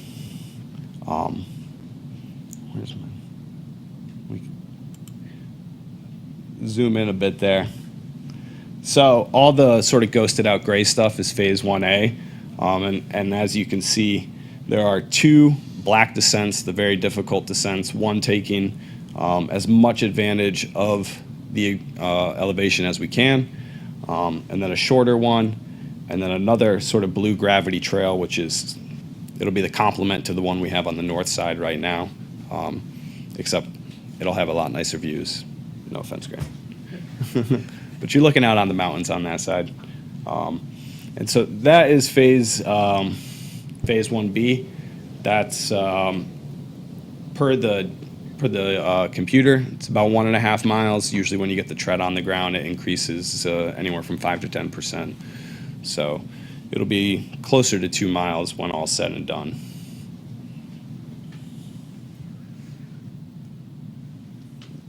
This table reflects that Phase 1B that I just discussed. So the blue gravity was that one all along the south of the mountain. And then the 2 black trails, the north black descent is the longer one. And then there's a subtotal for the design trails, the numbers for the entrance road improvements and parking improvements, and then some other signage costs and Buffalo City Park concept planning, which is, I think, a really important next step. There's a lot of opportunity up there, and a conceptual plan would allow the city to just see what's feasible, be able to put numbers to that, and see how that would reflect in the region, and how that could grow. Yep. So the 2 line items, the entrance road improvements and the parking. There's a neck place in the road there, so I've put in some money to design and install some shoring to widen out that place where you have true 2-way access up the road. A little bit of money for things like guardrail where appropriate, just to make sure that entrance road's safe. And then the parking lot improvements, signage, all of that to make sure the parking lot is functional. I think that we can beat those, but those are good estimates. And then anything we would roll into. He'll show you later. There's kind of another a la carte menu. There's some smaller sections that we can add. So any savings we would have, we can roll it into kind of some other amenities. But we just want to make sure that the access and the parking was adequate. So. Hey, Grant, while you're up there, do you suspect that if we don't address the drive now, that once we get some traffic through there, it may cost more to shore up or fix, or are we looking at pretty much the same? One thing we're gonna, as Summers Taylor, we're gonna donate to pave the road, but it doesn't make sense to do that before you have it widened. So we would have this like weird neck in the paving. We'd have to come back and widen it. It also, the widening helps with some trails below it, and it's just it's a steep slope there. It always was. We tried to help it a little bit in the tank job, but it's really steep there, and to make it safer, as popular as we think this is going to be, it's something that we can do now very quickly this winter and make sure the access is as safe as it can be. So that's why I included it on this. Again, that's some shoring, guardrail, pave it. The There's some drainage coming off of there. It's on the road already. We would tie that into the drainage that's right above the tank. So there's a paved ditch there, but just making sure that all the water is controlled correctly. So. I don't want to get you guys too far off your presentation, but regarding the Buffalo Mountain Park concept planning, when we initially met up on the mountain, we talked a little bit about what it would take to make Buffalo Mountain a destination that is not simply for our local riders, but people coming in from outside the area. At that time, we talked about a much more limited use of the acreage out there, somewhere on the order of 90 acres. Last meeting, we talked about utilizing the full 725 acres. So as we go into this concept planning, it's going to be really important for us to understand what you truly do need to have various levels of impact, because there's no point in developing a concept and going to all that work and then find out it's a concept that's not necessarily going to be supported by everybody on the commission. I have some concern myself about utilizing the entirety of the park as a bike park, because there are more passive uses that are being utilized right now, and they're important to the people who do utilize it that way. On the other hand, I also do truly need to understand that if we're going to have a certain impact for our area in bringing people in, what you really need, because I won't be so insistent on limiting to a small percentage of it rather than the use of all of it if I understand I can't accomplish what I want to with that type of approach. So you might speak to us about that just real briefly for a moment, and then as we do look at how we're going to move forward with the concept planning, we understand that we're all on the same page. Certainly. And those are great points, and I think the concept plan would be exactly in line with what you just brought up. Typically, when I do a concept plan, I'm just looking, I could look at a certain amount of the land that you want me to look at. It's probably more worthwhile to just look at it all and tell you exactly what we could put up there. And again, it would be a sort of piecemeal, pick and choose. We can do development over here, but let's save over there. I understand there's existing trails up there. I've hiked them before. All of that would be a consideration in the concept plan. Where do those trails make sense? How might they be altered? Where might we keep them? Parking, trailheads, any other sort of facilities that might be appropriate up there. And in the concept planning, I'd want to sit down with stakeholders, Parks and Rec, the city, and various other people to get their input on what they're looking for up there. That's generally how we do a concept plan. It's more of a feasibility study, might be a better way to term it. And that would basically show the commission and the city and everybody, this is what's available, this is the opportunity, and scale it, from big to small. And this would be the outcome of those. And we do need to understand what the opportunity is to us with the different menus that you give us. And if I could add to that, I think one of the things that exists within 700 acres on a mountain like this is not infinite, but seemingly infinite possibilities. And when we talked up on Tannery Knob some time ago, the essence of it was what we're doing at Tannery is appealing regionally. People might drive several hours to come be a part of this. And the question I asked you was what would we need to get people to drive 500 miles to come to Johnson City? And that's when we kind of started, well, you got that mountain over there. Approach Buffalo not from the standpoint of its fullest potential, but rather like what do we need to do at Buffalo if we want to become one of the 2 or 3 destinations in the eastern part of the country. And that may not be everything that we could do, but you're going to get up there and say, well, if these 3 things would make this way better than anybody else's mountain bike facility, that would be helpful, at least to me, to understand how much do we need to get it to be a big enough deal that it has its own broader than regional draw.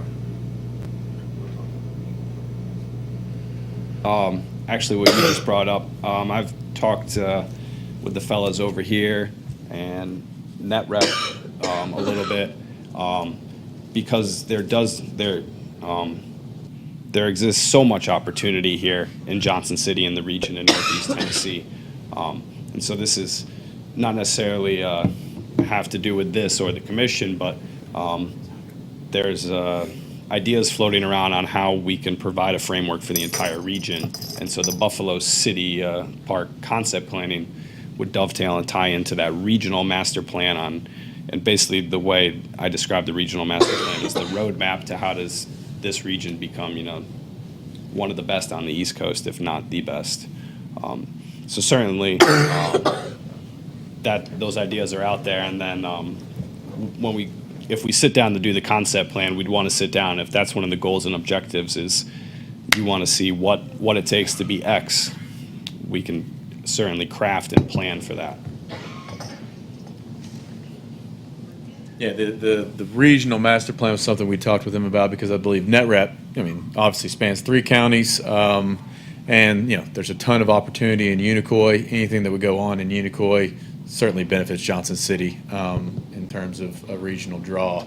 So, and also when you look at, when IMBA looks at it from a ride center, it's a 30-mile radius and how much you have in that radius. So doing an inventory of what we do have and then the spots that gets us to a nationally significant level. So we just thought, and then, maybe having some other people help to fund the development of some of these trails. So I figured that would be attractive for you. This is a pretty simple timeline of where we stand and where we're headed forward. We're sitting here in December of 2017, and we are working on finishing Phase 1A. Pending, today, we'll continue doing some desktop analysis and preparing and doing the design and planning work, both on some of the additional design on Tannery Knobs with the new opportunities that have come forward, and then the Buffalo City Park planning. Do that through the early winter, and then begin construction on Phase 1B, and essentially I'm estimating that'll be about 3 months, 2 to 3 months of construction.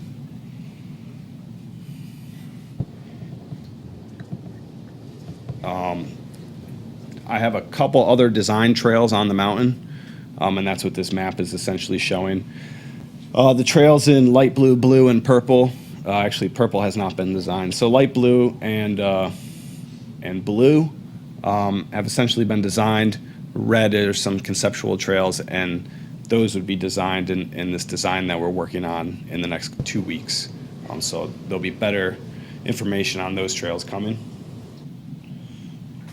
And those are some pretty rough estimates because I haven't designed the trails, don't have flagged alignments, and have not done any sort of quantity. That's based off my professional judgment from just working on the mountain the last couple months. But those would be the other trails to round out essentially what's up there.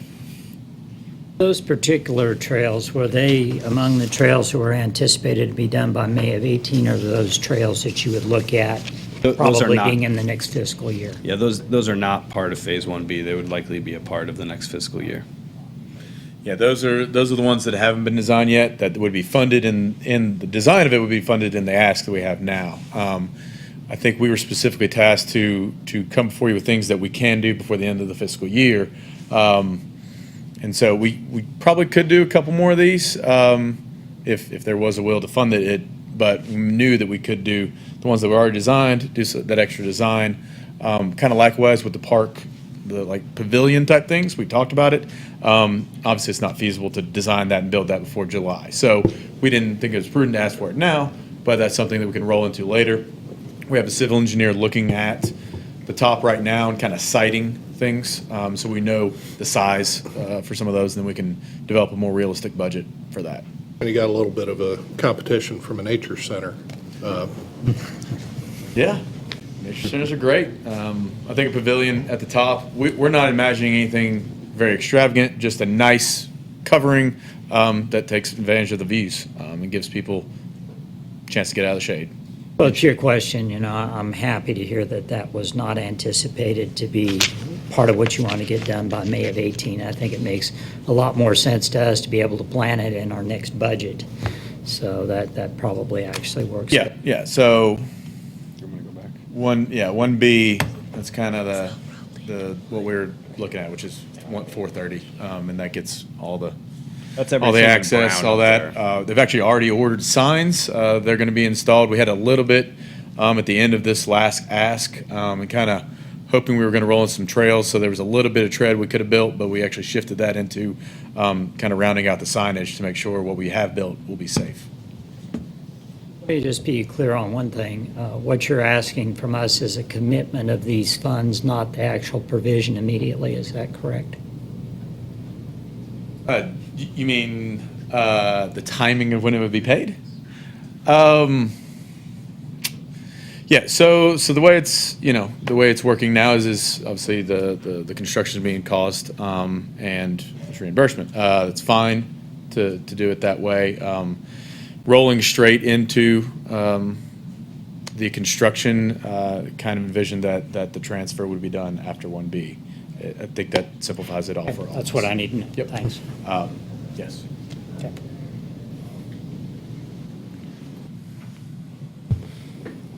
That was it. We appreciate the presentation. Thank you very Thanks much very much. for inviting me back. Now, is your wife here? No. No, okay. Doesn't exist yet. So so your Don't time give is her limited, ideas. right? Yes, a little bit. Well, good. Any questions? Yeah, I guess next questions would be of our city manager, Mr. Peterson, unbudgeted dollars. You have any comments for us about how we might accomplish this? Well, as in the note I sent you today, if you determine you want to do that this year, you've got no choice but to go to fund balance. We pulled $1 million out of fund balance in order to do capital in our current operating budget. And as I laid out in my memo, our expenses grow by about 3% a year, which is about $2 million. Fortunately, over the last 5 years, our revenue growth has averaged about $2 million a year. So other than through operational savings, things such as the TVA payment for the inconvenience of the lake being down, you're either going to have to take advantage of something like that, or you're going to have to defer an existing capital project or capital equipment that we have in line in the CIP for the last couple of years and put this in front of it. It was my recommendation in the memo today to the $300,000 is funded. Proceed with the $300,000. Build this into your operating budget next year. A question I haven't asked, but I noticed in your proposal, there's already remobilization, transportation, and lodging expenses built into the cost that they showed you here for them to come back and do 1B during this current fiscal year. So I would assume those costs would be very similar if they came back in January, if they came back in May or June, and you just built this into your normal operating budget. But that would allow you the opportunity to reprioritize what you've got on the list. So you've basically got two choices. You can do it this fiscal year and pull from fund balance, or you can build it into your FY19 operating budget and just reprioritize existing projects and equipment that are on the list. We could always replenish that fund balance, though, with that reprioritization anyway, could we not? I mean, that could be one way to build the fund balance back. Do you know what our fund balance is right now? I don't. That's a Janet question. This close to the end of the year, I wouldn't have a clue what it is right now. Go ahead and finish your train of thought. I'm sorry. Either way, Charlie pointed out to me today, the park board hasn't kicked this around enough to make a formal recommendation to the city commission. I think you should give some thought to getting them involved in the process, or at least some sort of formal communication back to them. thank you for your service, but this is one we're just going to go ahead and make a decision on and let them know what's going on in the process.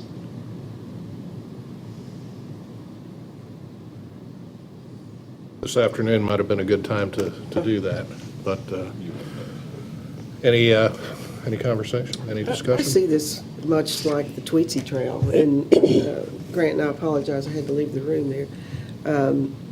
You're still planning to do some fundraising from private donations. Sure. Does that look like a substantial amount of money like we did on the Tweetsie Trail, and you were able to move this project forward in a quicker time frame? Yeah, we're trying to fundraise. We've been trying to take things that make sense in terms of, pavilions and things like that engender sponsorship and people putting their name on things. So we're working through that. It's going quickly, obviously. We do see some of the costs being offset by fundraising. Yeah. And on an ongoing basis that we continue to add to the That was the hope. attributes. That's why we didn't specifically ask for the pavilion now. One of the reasons is that, we're hoping somebody might step forward and lend their name to that, as well as in-kind donations, both on the design and building materials. So particularly targeting some of the amenities that. That's what we thought. Go out. It's a little hard to say, hey, you got like this 100 feet of trail, that's kind of yours, whereas Yeah. you get, discrete things. It's easier for people to conceptualize. And I'll speak to the parks thing. I think this idea of the trail development is growing, and we hope that this puts John C. on the map for that. It's at times a little bit outside of the normal purview of the Parks and Rec. Parks and Rec is parks, for sure, but we haven't been in the business of developing trails on the Parks Board for some time. I don't know, really, if ever. We manage the parks. And so we've talked about this as going forward. Is this something that continues to live under parks and specifically lives in parks CIP? Because that traditionally has been a lot of balls and bats and kind of even the passive parks that we have. So like we've talked, I think this needs to be viewed outside of your normal Parks and Rec kind of operations, is my opinion. Anna, would you mind sharing with us what the numbers were on the assigned and unassigned, and explain what the assigned is? Yes, I pulled up the June financials. In fund balance, there are certain restricted amounts, certain assigned amounts. We have our rainy day fund. In addition to the rainy day fund, we have the economic development reserve, where you're setting aside monies from the old MedTech Park Fund, as well as a 2% hotel motel occupancy tax. Of course, those are restricted for the ETSU debt service payment. What we had at June 30 in unassigned was, a little over $7 million. In addition to the rainy day. Now that balance varies from year to year, and you want to keep a cushion in there, but that's what it was as of June. We just saw, and this may be restricted, have to go back into capital projects, but 200,000 plus on the Browns Mill roundabout savings on that project. We did, yes. Does that have to go back into a restricted fund, or can we use something like that? That was savings on federal. That was not 100% federally I funded. If it wasn't 100%, it was 80%. Well, I One or the believe. other. Got pretty PAC excited when I saw information that. said 100. Maybe our contractor can spend the full amount of the federal fund. I believe that Not was funny. that was an STP project, I think. And you've never seen him back away from a microphone more quickly. Just kidding, just kidding. I think we've got an opportunity here to do something really unique and sort of a moment in time to do it. I'm going to guess we're not your only job, and when you leave here, that perhaps you might. Well, of course we are. You're where you are now. To be fair, they're completing this. They're completely booked for next year. They're not taking any more work. They've reshuffled other clients to get to this because they're really excited about ours. Sorry. You go ahead. Even if that were not so, this is a project that I'm interested in moving forward at the price that it's been indicated to be. It's a matter strictly of timing. If we're going to pull it out of fund balance, we do have the opportunity to replenish the fund balance, even though it may mean reprioritizing some other things. This is a high enough priority to me to where I think I'm ready. Despite your recommendation, which I appreciate, I think I'm ready to move forward and agree to fund Phase 1B this evening. And I would add to that, there's an economic development component to this, and so many things that we do that drive economic development as it relates to tourist dollars are these sort of sugar highs, like the Bristol race. It comes and then it leaves, and we wait a half a year for it to come again. And this strikes me like something, we've invested in stormwater management downtown, and stormwater management downtown has allowed the private sector to do things in downtown that it would not do if there was a continued risk of flooding with the frequency we were experiencing before we did that. This park is a stone's throw from downtown, is going to attract, I want there to be, for those who haven't been up there to see the view, I've already got a picture of what I want the sign up there to look. No, I'm not that attached, but it's, yeah, exactly. Is that the one with your picture? No, it's not. And It's cut out. it's an well, the city Get your picture. the city of Cleveland, Ohio, on the west side along the lake has a sign that spells out Cleveland, and it looks at the skyline of the city. And anybody who goes to that beach has their picture taken with that in front of them and the skyline behind them. And to me, there's an opportunity for that. And in a particularly interconnected world in which people live in their own little spheres of interest, every mountain biker who comes here and finds something that is novel and appealing to them is going to have the picture with whatever the sign is, capture the view, and 3 or 4 more pictures of whatever they really like about the trail you're going to create. And the dollars we're talking about for the potential return are so very small in relation to the opportunity that's here. Combine with that the fact that NetReps, the regional economic partnership between Unicoi, Carter, and Washington County, has recognized rightfully that outdoor recreation is a strategic opportunity for this region, and this is a component part of that. The synergy for all of these different things in play right now make this one very clear cut for me as an opportunity we cannot afford to miss. And so it's for that I would make a motion that we approve it as discussed. Very good. We have a motion. Do we have a second? Second. We have a second and a third. Ralph, you want to do 4? I don't. I will Mayor, vote. as a point of clarification, to make sure we capture this right, what exactly are you approving? Phase 1B at an additional cost of $432,300? Correct. Yes, sir. Okay, I just want to make sure we captured it right. Okay, Out of the unassigned fund balance. Unassigned fund balance. Unassigned. Yeah. thank you. And we, just for informational purposes, we'll be meeting on the CIP in a couple of weeks, so that'd be very timely. Yeah, 2 weeks. So, very good. Any more discussion? Ms. Jennings, call the roll, please. Commissioner Fowler, Yes. Commissioner Van Yes. Brocklin, Mr. Wise. Yes. Vice Mayor Brock. Yes. Mayor Tamita. Yes. Thank you very much. Make us proud with your design and construction. Thank you. Are you going to put the word Summers Taylor on the road going up there since you're donating the asphalt just right in the middle of the road? Yeah, because nobody knows who you are. Yeah. I think it would be good if we perhaps sent a letter to the Parks and Rec Board. Correct. Just to justify why we've made this decision without it going through them at this particular point in time. Just out of courtesy. That's Charlie, let's work on that tomorrow. very good. Thanks. Y'all don't have to leave. They got their bikes waiting. There it is. Here it is. There it is. Yeah. That's what I want.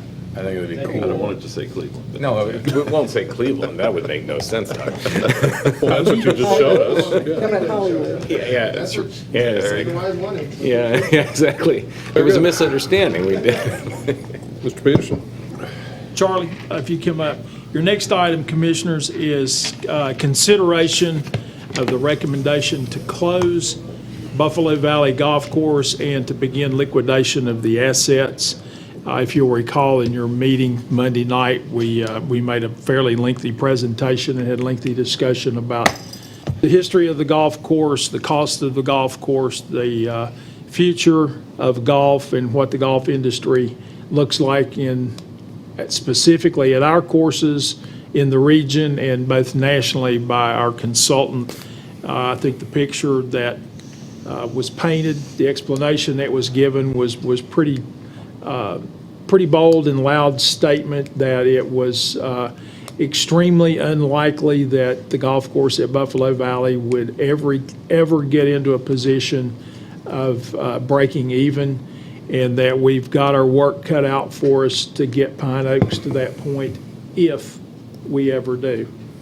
And that the decision before you really is a matter of which is more important to you, to keep the golf course open, realizing you're going to incur ongoing significant six-digit losses on an ongoing basis, or to keep it as for emotional reasons or for a quality of life reasons, and if it is for quality of life reasons, are those sufficient enough to warrant hundreds of thousands of dollars of annual loss and that you incur at the golf course.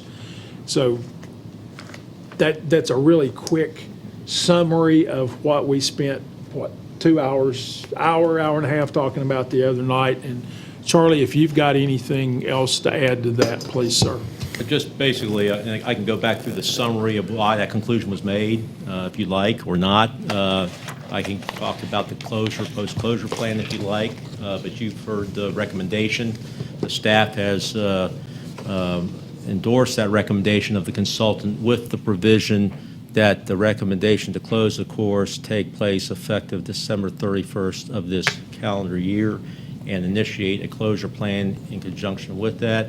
Then if you do approve the closure on that date, we would then proceed to do a post-closure process that we outlined Monday night, which of course deals with disposal and/or transfer of assets, as the case may be.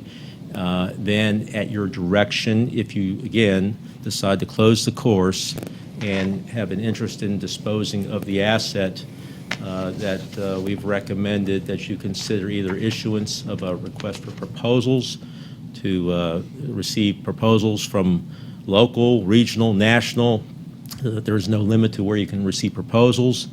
And if those proposals do not suit you, you can always go back and issue a request for qualifications to retain a national real estate brokerage firm to do a marketing and hopeful sale of the course in conjunction with your expectations. So that's what's been presented, and certainly I can go through another presentation if you'd like, but I think that kind of summarizes where we're at. From my standpoint, I think we got a good presentation the other day. Mayor, I'd like to make the following motion for a conversation to center around. I'm going to pass this out. I move that we close Buffalo Valley Golf Course at the conclusion of daylight hours on December the 31st, 2017. Recommended by J.J. Keegan Consulting Firm. I further move that we begin the process of liquidation of the course and its assets by issuing a request for proposals as presented to us at our work session on December the 4th, 2017. Second. We have a motion and a second. Any more discussion? I would like, Mr. Stahl, if you would, just give just a little bit of detail on how we would care for the property once closure is in place, so the people who live around it will understand how it's going to be cared for. Well, the recommendation on the action plan regarding post-closure that was presented, that we would not maintain the property to a golf course standard. In other words, we would obviously secure the property. It's not our intent to recommend that the property just be closed, but yet it's maintained at a golf course standard so it can be played on. Obviously, there's a lot of financial investment that would be required to maintain the property at a golf course standard. We are, though, not recommending do nothing. We are recommending that the property be maintained on a monthly basis with grass mowed to 4 to 6 inch height, utilizing staffing and devoting no less than 50 hours per month or whatever it takes to maintain the property at a trim and neat fashion.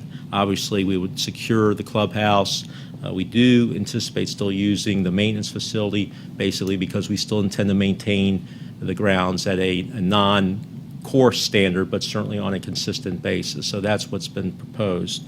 And again, we would transfer one position that's there now to Pine Oaks, and obviously temporary staffing that will be assigned to Buffalo Valley would be coming from Pine Oaks on a consistent basis to provide the maintenance that we've recommended.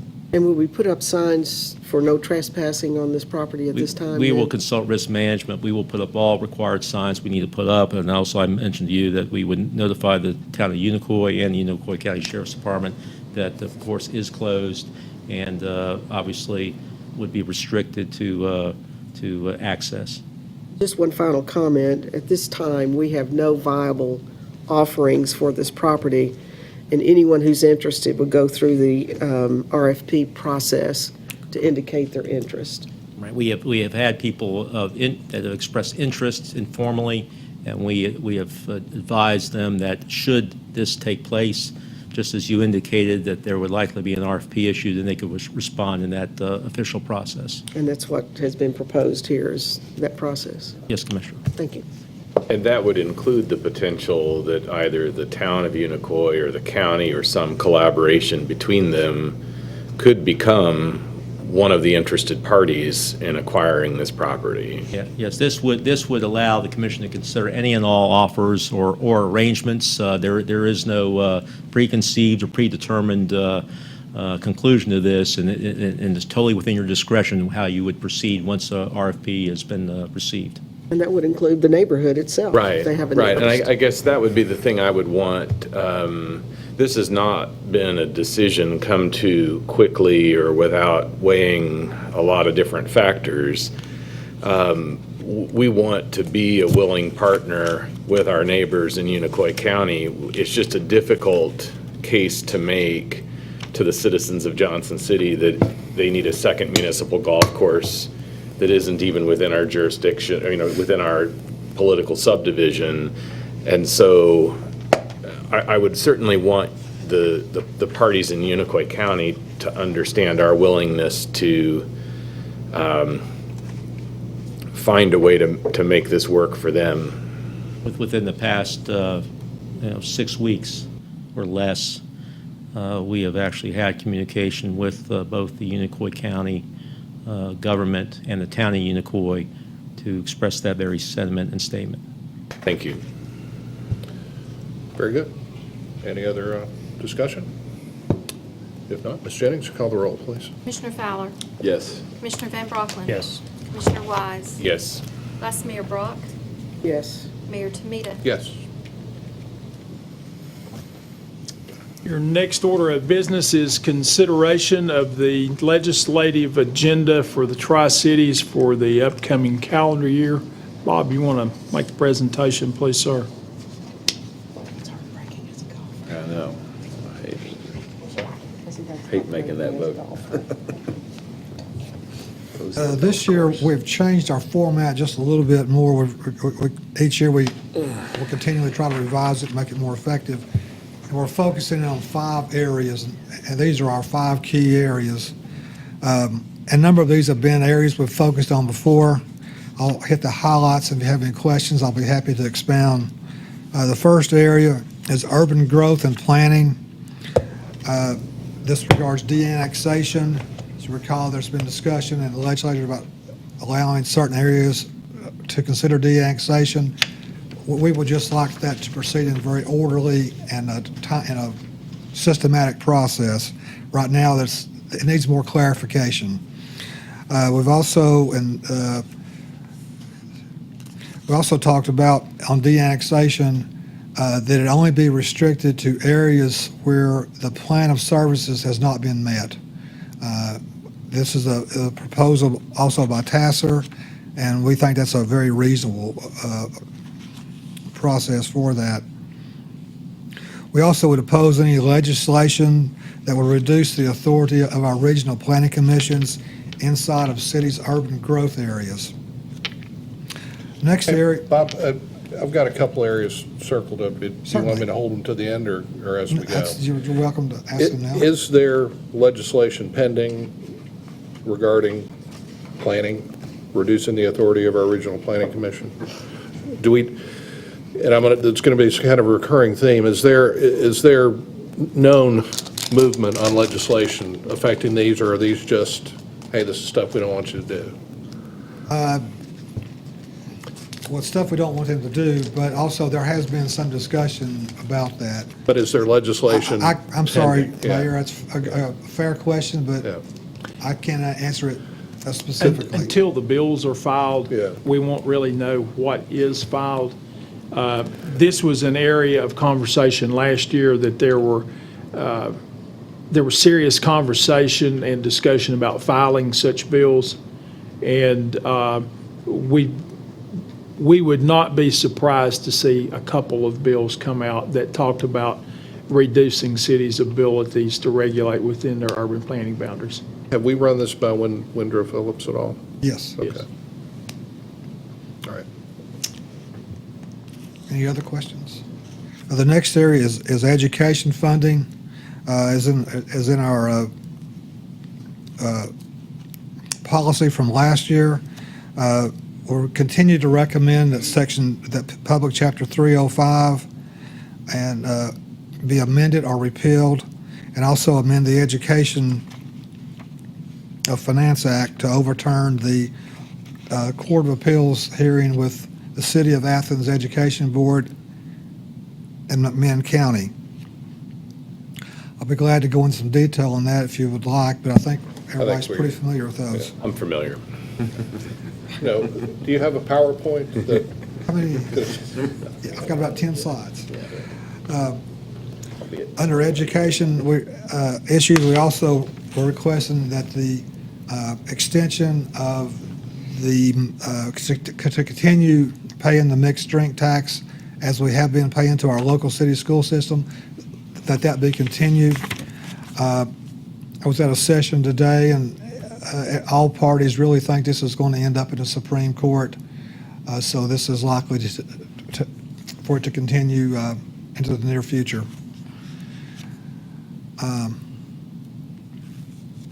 Also under local revenues, our next section, our next focus area, several of these are in here to give us some options to losing the Hall income tax.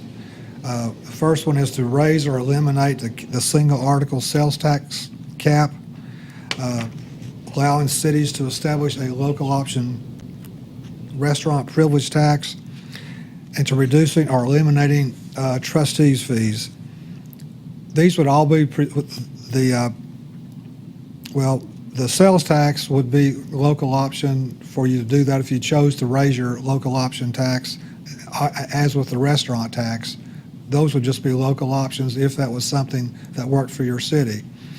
The trustees' fees is really something across the board that we feel the amount of work that the state puts in versus in collecting these fees and auditing these fees versus what the county does is disproportional. Also under local revenue, another item that came up this year, it's kind of limited to certain. It doesn't affect us. Our TIF is not that big, but in a city where they have a very large TIF monetarily, where there's been a substantial increase in the assessed valuation, and where a large amount of that goes to pay the debt service, that when you go through a tax reappraisal and they're calculating your certified tax rate, that TIF can artificially set the rate too low. That's infected one of our sister cities. Here, it doesn't affect us. When you give the size, given the size of our assessed valuation, then the size of our TIF, it's an impact, but it's very minimal impact. But under those circumstances, when you're given the size of your city, your assessed valuation, and the size of your TIF, it can have a negative impact on you. And what they're asking for is to factor that into the certified tax rate. That does affect one of our sister cities? It does. Would it be the one who drafted this? It would. Okay. Can Certainly. Well, I think I'll wait to the end. I'm sorry. Go ahead. The last area, or the fourth area, is public safety, and this is the same as last year, concerns over the growth of pain clinics in the Sullivan and Washington counties. And we're asking that the policy opposes any legislation that would restrict local government's ability to, we're concerned about the drugs, and we encourage them to do that. And another item under the public safety is seizing public assets. This has been one that all police departments have been opposed to those restrictions because it kind of sends a mixed message. We're also asking that the legislature give us authority to control smoking within a certain distance of the entrance to public buildings. We control the inside, but we'd like to have that outside entrance. It's very common, especially if you travel to larger cities, to see that within 20, 25, 30 feet of an entrance to a building, no smoking is allowed. And the last category is public transportation, which this includes the support of rail service and alternative modes for passenger and freight on a line from Memphis to Bristol, and also including Knoxville and Chattanooga. I'll be glad to expound on any of these or answer any questions as directed. I just had some thoughts on it overall, and then this is my fourth one, and it looks remarkably similar to the one we send every year that nothing ever gets done about, all right? And so sometimes you can ask for too much. I want to be supportive of our sister cities. I know there's one in for one and one specifically for the other, and that's fine. It doesn't really affect us, but I'm all right with that. But, you know, we've got, you throw smoking in with school funding, you know, I don't want that to be the one they pick, right? I mean, I don't want a bunch of people smoking outside my door. But if they're going to give us, if they're going to check off this list and say, okay, we're going to do 2, which will be more than I think they've ever done since I've been here, I don't want it to be, they need to be really significant, because we've got a handful of really significant issues. Opioid, Suboxone, school funding, all right? I'd like to pare it down and prioritize it, because as they're presented, everything's of the same priority. And planning, I get that. I don't want to affect regional planning commissions, right? But if it came between regulating Suboxone clinics or maybe monkeying with the planning commission, it's probably more impactful. Again, we're giving them some options that are probably less impactful than others. We got to look at the makeup of that, of the legislature right now. All those ones that are local, there's got to be another. We're not going to see any traction on local option sales tax. I mean, that affects our citizens too, and you're going to have, you know, those representatives are going to have a tough time. The hotel motel tax was easy because we could tell our constituents and our citizens it's not going to affect you. I think everybody up here eats that. It's going to affect the local, so we're going to see a tough road to hoe on that one at best. And then the single, the single article sales tax cap, that ain't going anywhere. I mean, let's be realistic. So again, we're asking for a lot of things that we know trustee fees thrown there every year, you know, and what do? Nothing. That's a constitutional office. They're not going to mess with that.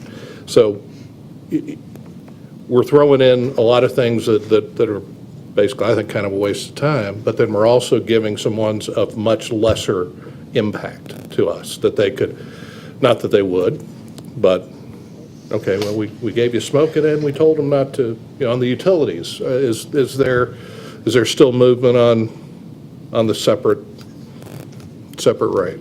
Okay. Mr. Peterson, or Bob, how do we understand the way this document lives over the next year? I mean, this is not a list for Santa where we hope that they will pick one of our things I mean, I think you. That's kind of what it is. Well, I don't think it is. I think this is a general statement of the city's position on wide-ranging issues. I'm assuming, correct me if I'm wrong, that we don't necessarily know until the general session gets into such. Some of the most egregious things that have happened in Nashville in recent years have happened at the very last hour, and it just blew up, and nobody saw it coming. It affected us here. It affected clients of mine directly. So how should we be reading this document, and how do we envision it goes forth from here and does any good? Well, what we did is we picked these as, we selected 5 areas, and within those areas there are several items, as we just went through the list, that are important to us. It's true, a lot of these have been in here. I mean, I think the one on public transportation's been in here when I was in Bristol, but it's still an important item for the cities and for the region. So I think just because they don't respond to it is not a reason to not keep it in there. We did cut this down considerably from past policies. And that was intentional to try to narrow the scope. There was probably another 5 or 6 pages last year in last year's document. Also important items, but they just didn't rise to this level. What you're seeing is the ones that did rise to that level. I think it's important to keep reminding the legislatures, we may not get what we want, but if they don't hear it from us that this is a local concern, then they're not, we don't know what they're going to do with it, but at least they're getting a list of what our major concerns are. True, these are not prioritized 1, 2, 3, 4, et cetera, but we did try to focus in certain areas. So Bob, this year, though, the 3 cities have recommended we do it differently, right? That we really do the legislative day on the Hill. Our approach is different, yes, Yeah, yes, and so Commissioner. we'll go down, and I'd love that, we go and sit with our legislators, and here's the whole list, but these are 3 or 4 that are really, really important to us. And we're going to work throughout this whole year, or their session, to try to get some change on these things. So I think that might be more effective. I know we do that on the power side, on education. They all have their days on the Hill.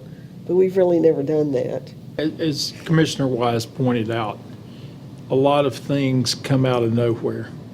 315 came out of nowhere after it had already been through committee. That happened on the floor of the Senate. Boom, out of nowhere. Nobody saw that coming. It's very important that your lobbyist and other municipalities have the opportunity to identify issues that have immediate concern or concern in case something comes up very quickly.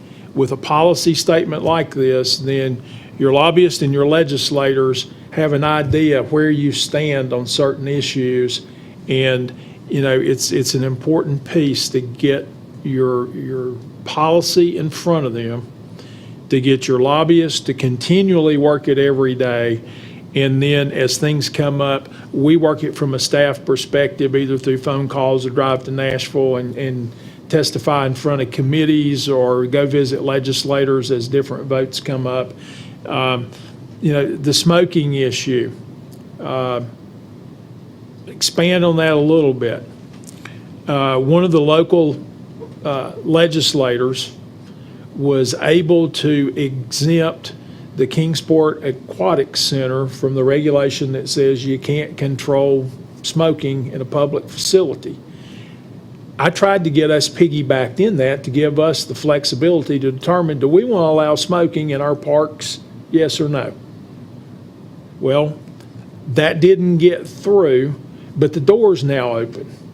So if we can keep the door open and at least obtain the ability to make a local decision about what's important to us in terms of smoking in city facilities and in city parks and whatnot. There is a really strong atmosphere in the legislature that all decisions should be made in Nashville. I mean, there's been a history over the last few years of legislation being passed that eroded local control. And I think all of you all would agree with me in saying that you all go to restaurants, you go to ball games, you go to church.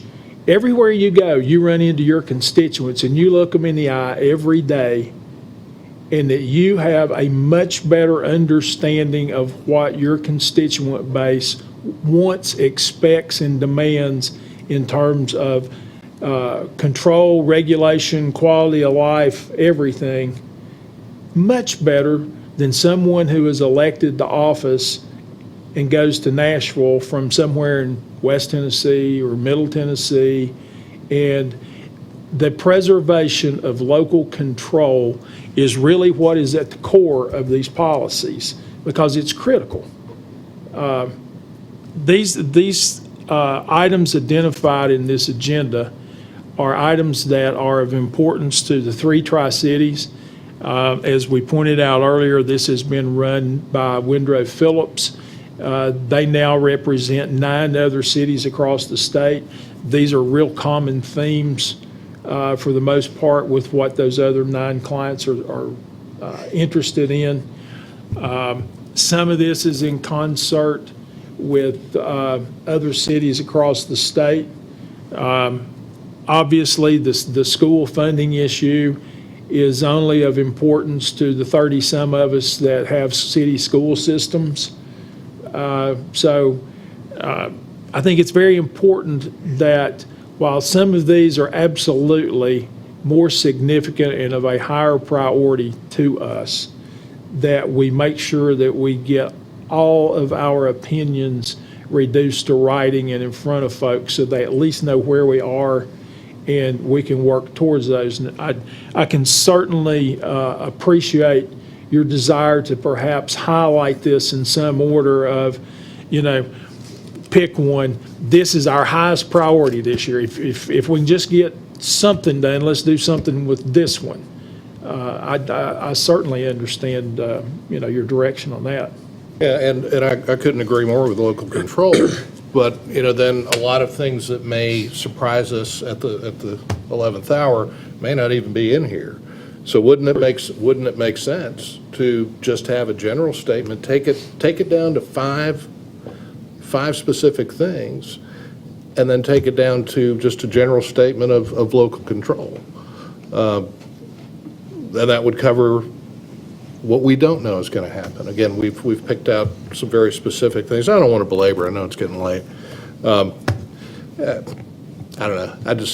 I think there's a more effective way to go about it, but I may be the only one, and that's fine. Well, I think there is a more effective way, but it doesn't necessarily preclude adopting this. I think the more effective way to do it is what we've done the last couple of years, and that is to invite our legislators to sit with us here in this building and discuss the things that are the true priorities in this list, in addition to mentioning the others. So I think you can accomplish both, and I would highly encourage us to, again, sit with our 2 representatives and our state senator, if not some of the representatives and senators from surrounding districts, to walk them through the things that are essential in here, but also to mention the others as well. I would hope that we don't simply limit it to going to Nashville for a day on the Hill, which I won't be able to attend. Well, how about that? All right.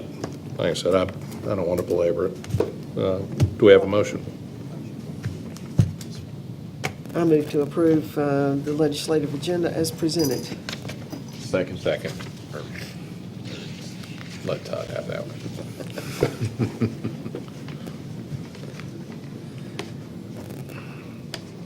Very good. Any more discussion? Just a comment, Bob, I appreciate the time you put into this. Thanks. And I appreciate it too. I will not support it as far as voting, but I will execute the direction of my colleagues. So I will wholeheartedly support its presentation. So, Ms. Jennings?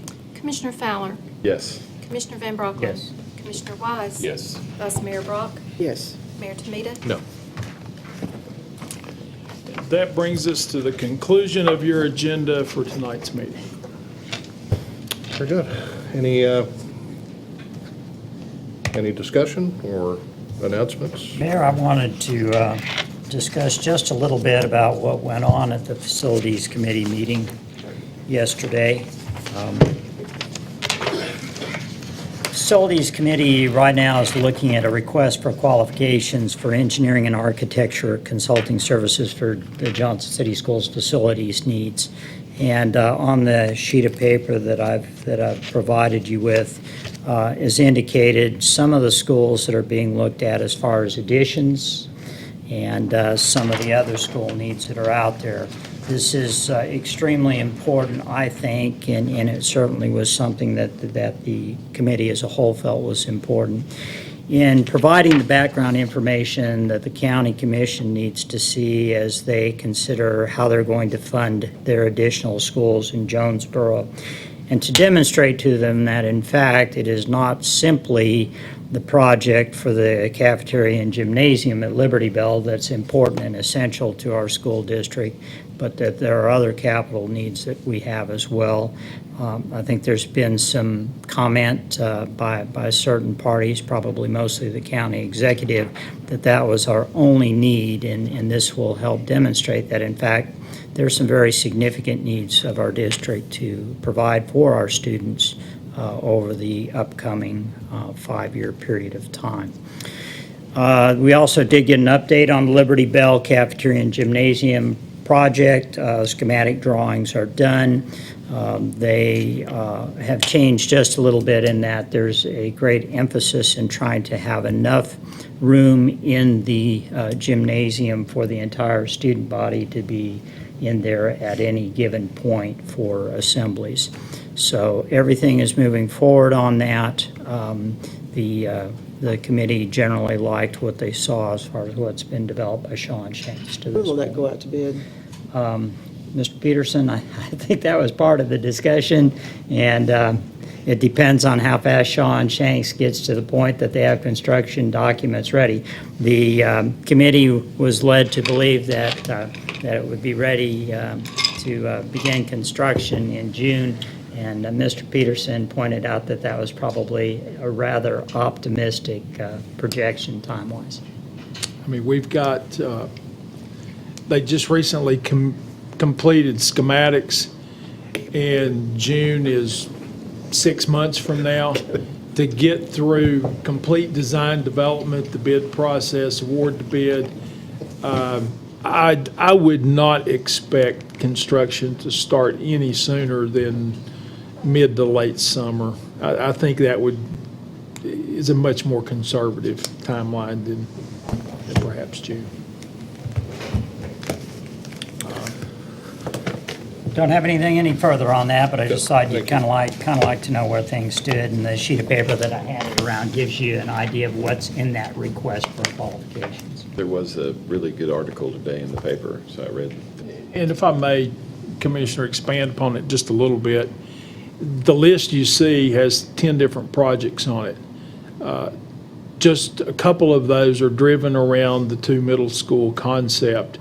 The other is really an analysis of capacity and class size growth projections and the need for additional classroom space at the elementary school level and when that need will come online. Indian Trail and Liberty Bell are pretty full today. We've got good capacity at Science Hill. We've got a couple of elementaries that are full. So, you know, part of what the school system's trying to accomplish here is to do a good thorough analysis of what's involved in creating 2 middle schools, but additionally trying to look at space needs over the next 5 to 10 years, because by the time you get a project identified, designed, and built, that's probably about a 4-year window. So while it seems like, well, that's 5 or 10 years out, that jumps up on you really quick when you're talking about building school facilities, and the need is here. We need to identify what our space needs are and where additional space needs to be developed. So I think that Dr. Barnett and the school board have done a pretty good job of, let's look at all the options out there and see which is the most effective and reasonably priced and move forward. And while we are very proud and thankful of the fact that we have an extraordinarily great school facilities in our system, that doesn't mean we don't have any more needs. Cherokee School was a county school that we brought into the system 30 years ago. Town Acres was built in the 80s, 70s. Yeah, it was built in the 70s. We're still using Henry Johnson that was built 80 years ago. You know, we have a number of very old facilities. It doesn't mean they're falling down and the sky's crumbling or anything, but it's time to look at them. Does it make sense to reinvest in them? Does it make sense to relocate them? And I think this is a great first step to some very long-range, some strategic planning and an analysis of what our needs going forward are going to be. This will weigh in very heavily into every local government CIP over the next 10 years. Thank you, sir. Thank you, Commissioner Wise. Vice Mayor? I'm just still curious about us annexing Kefauver. We could take a look at that if the commission is We have inclined. a meeting the 21st, I believe, with an adjoining property owner that has some interest in an annexation as well.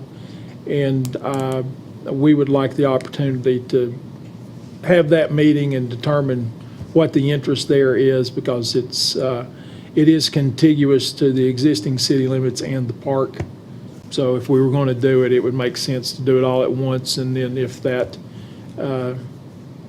would eliminate the need for an interlocal agreement with who was going to take care of the road and then provide emergency services if we did a non-contiguous annexation that was only the park. So we will know by the end of the month what direction we're going to go with that.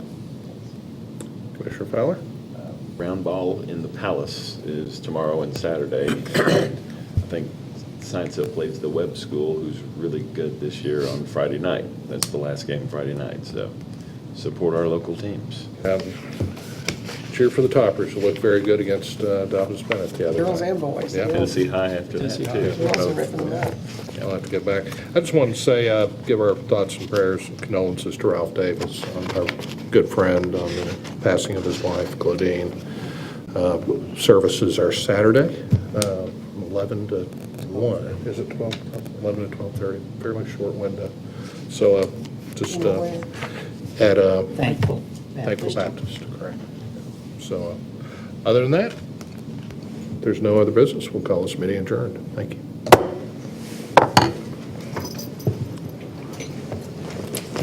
Everybody stay healthy. Had very few people in the training room.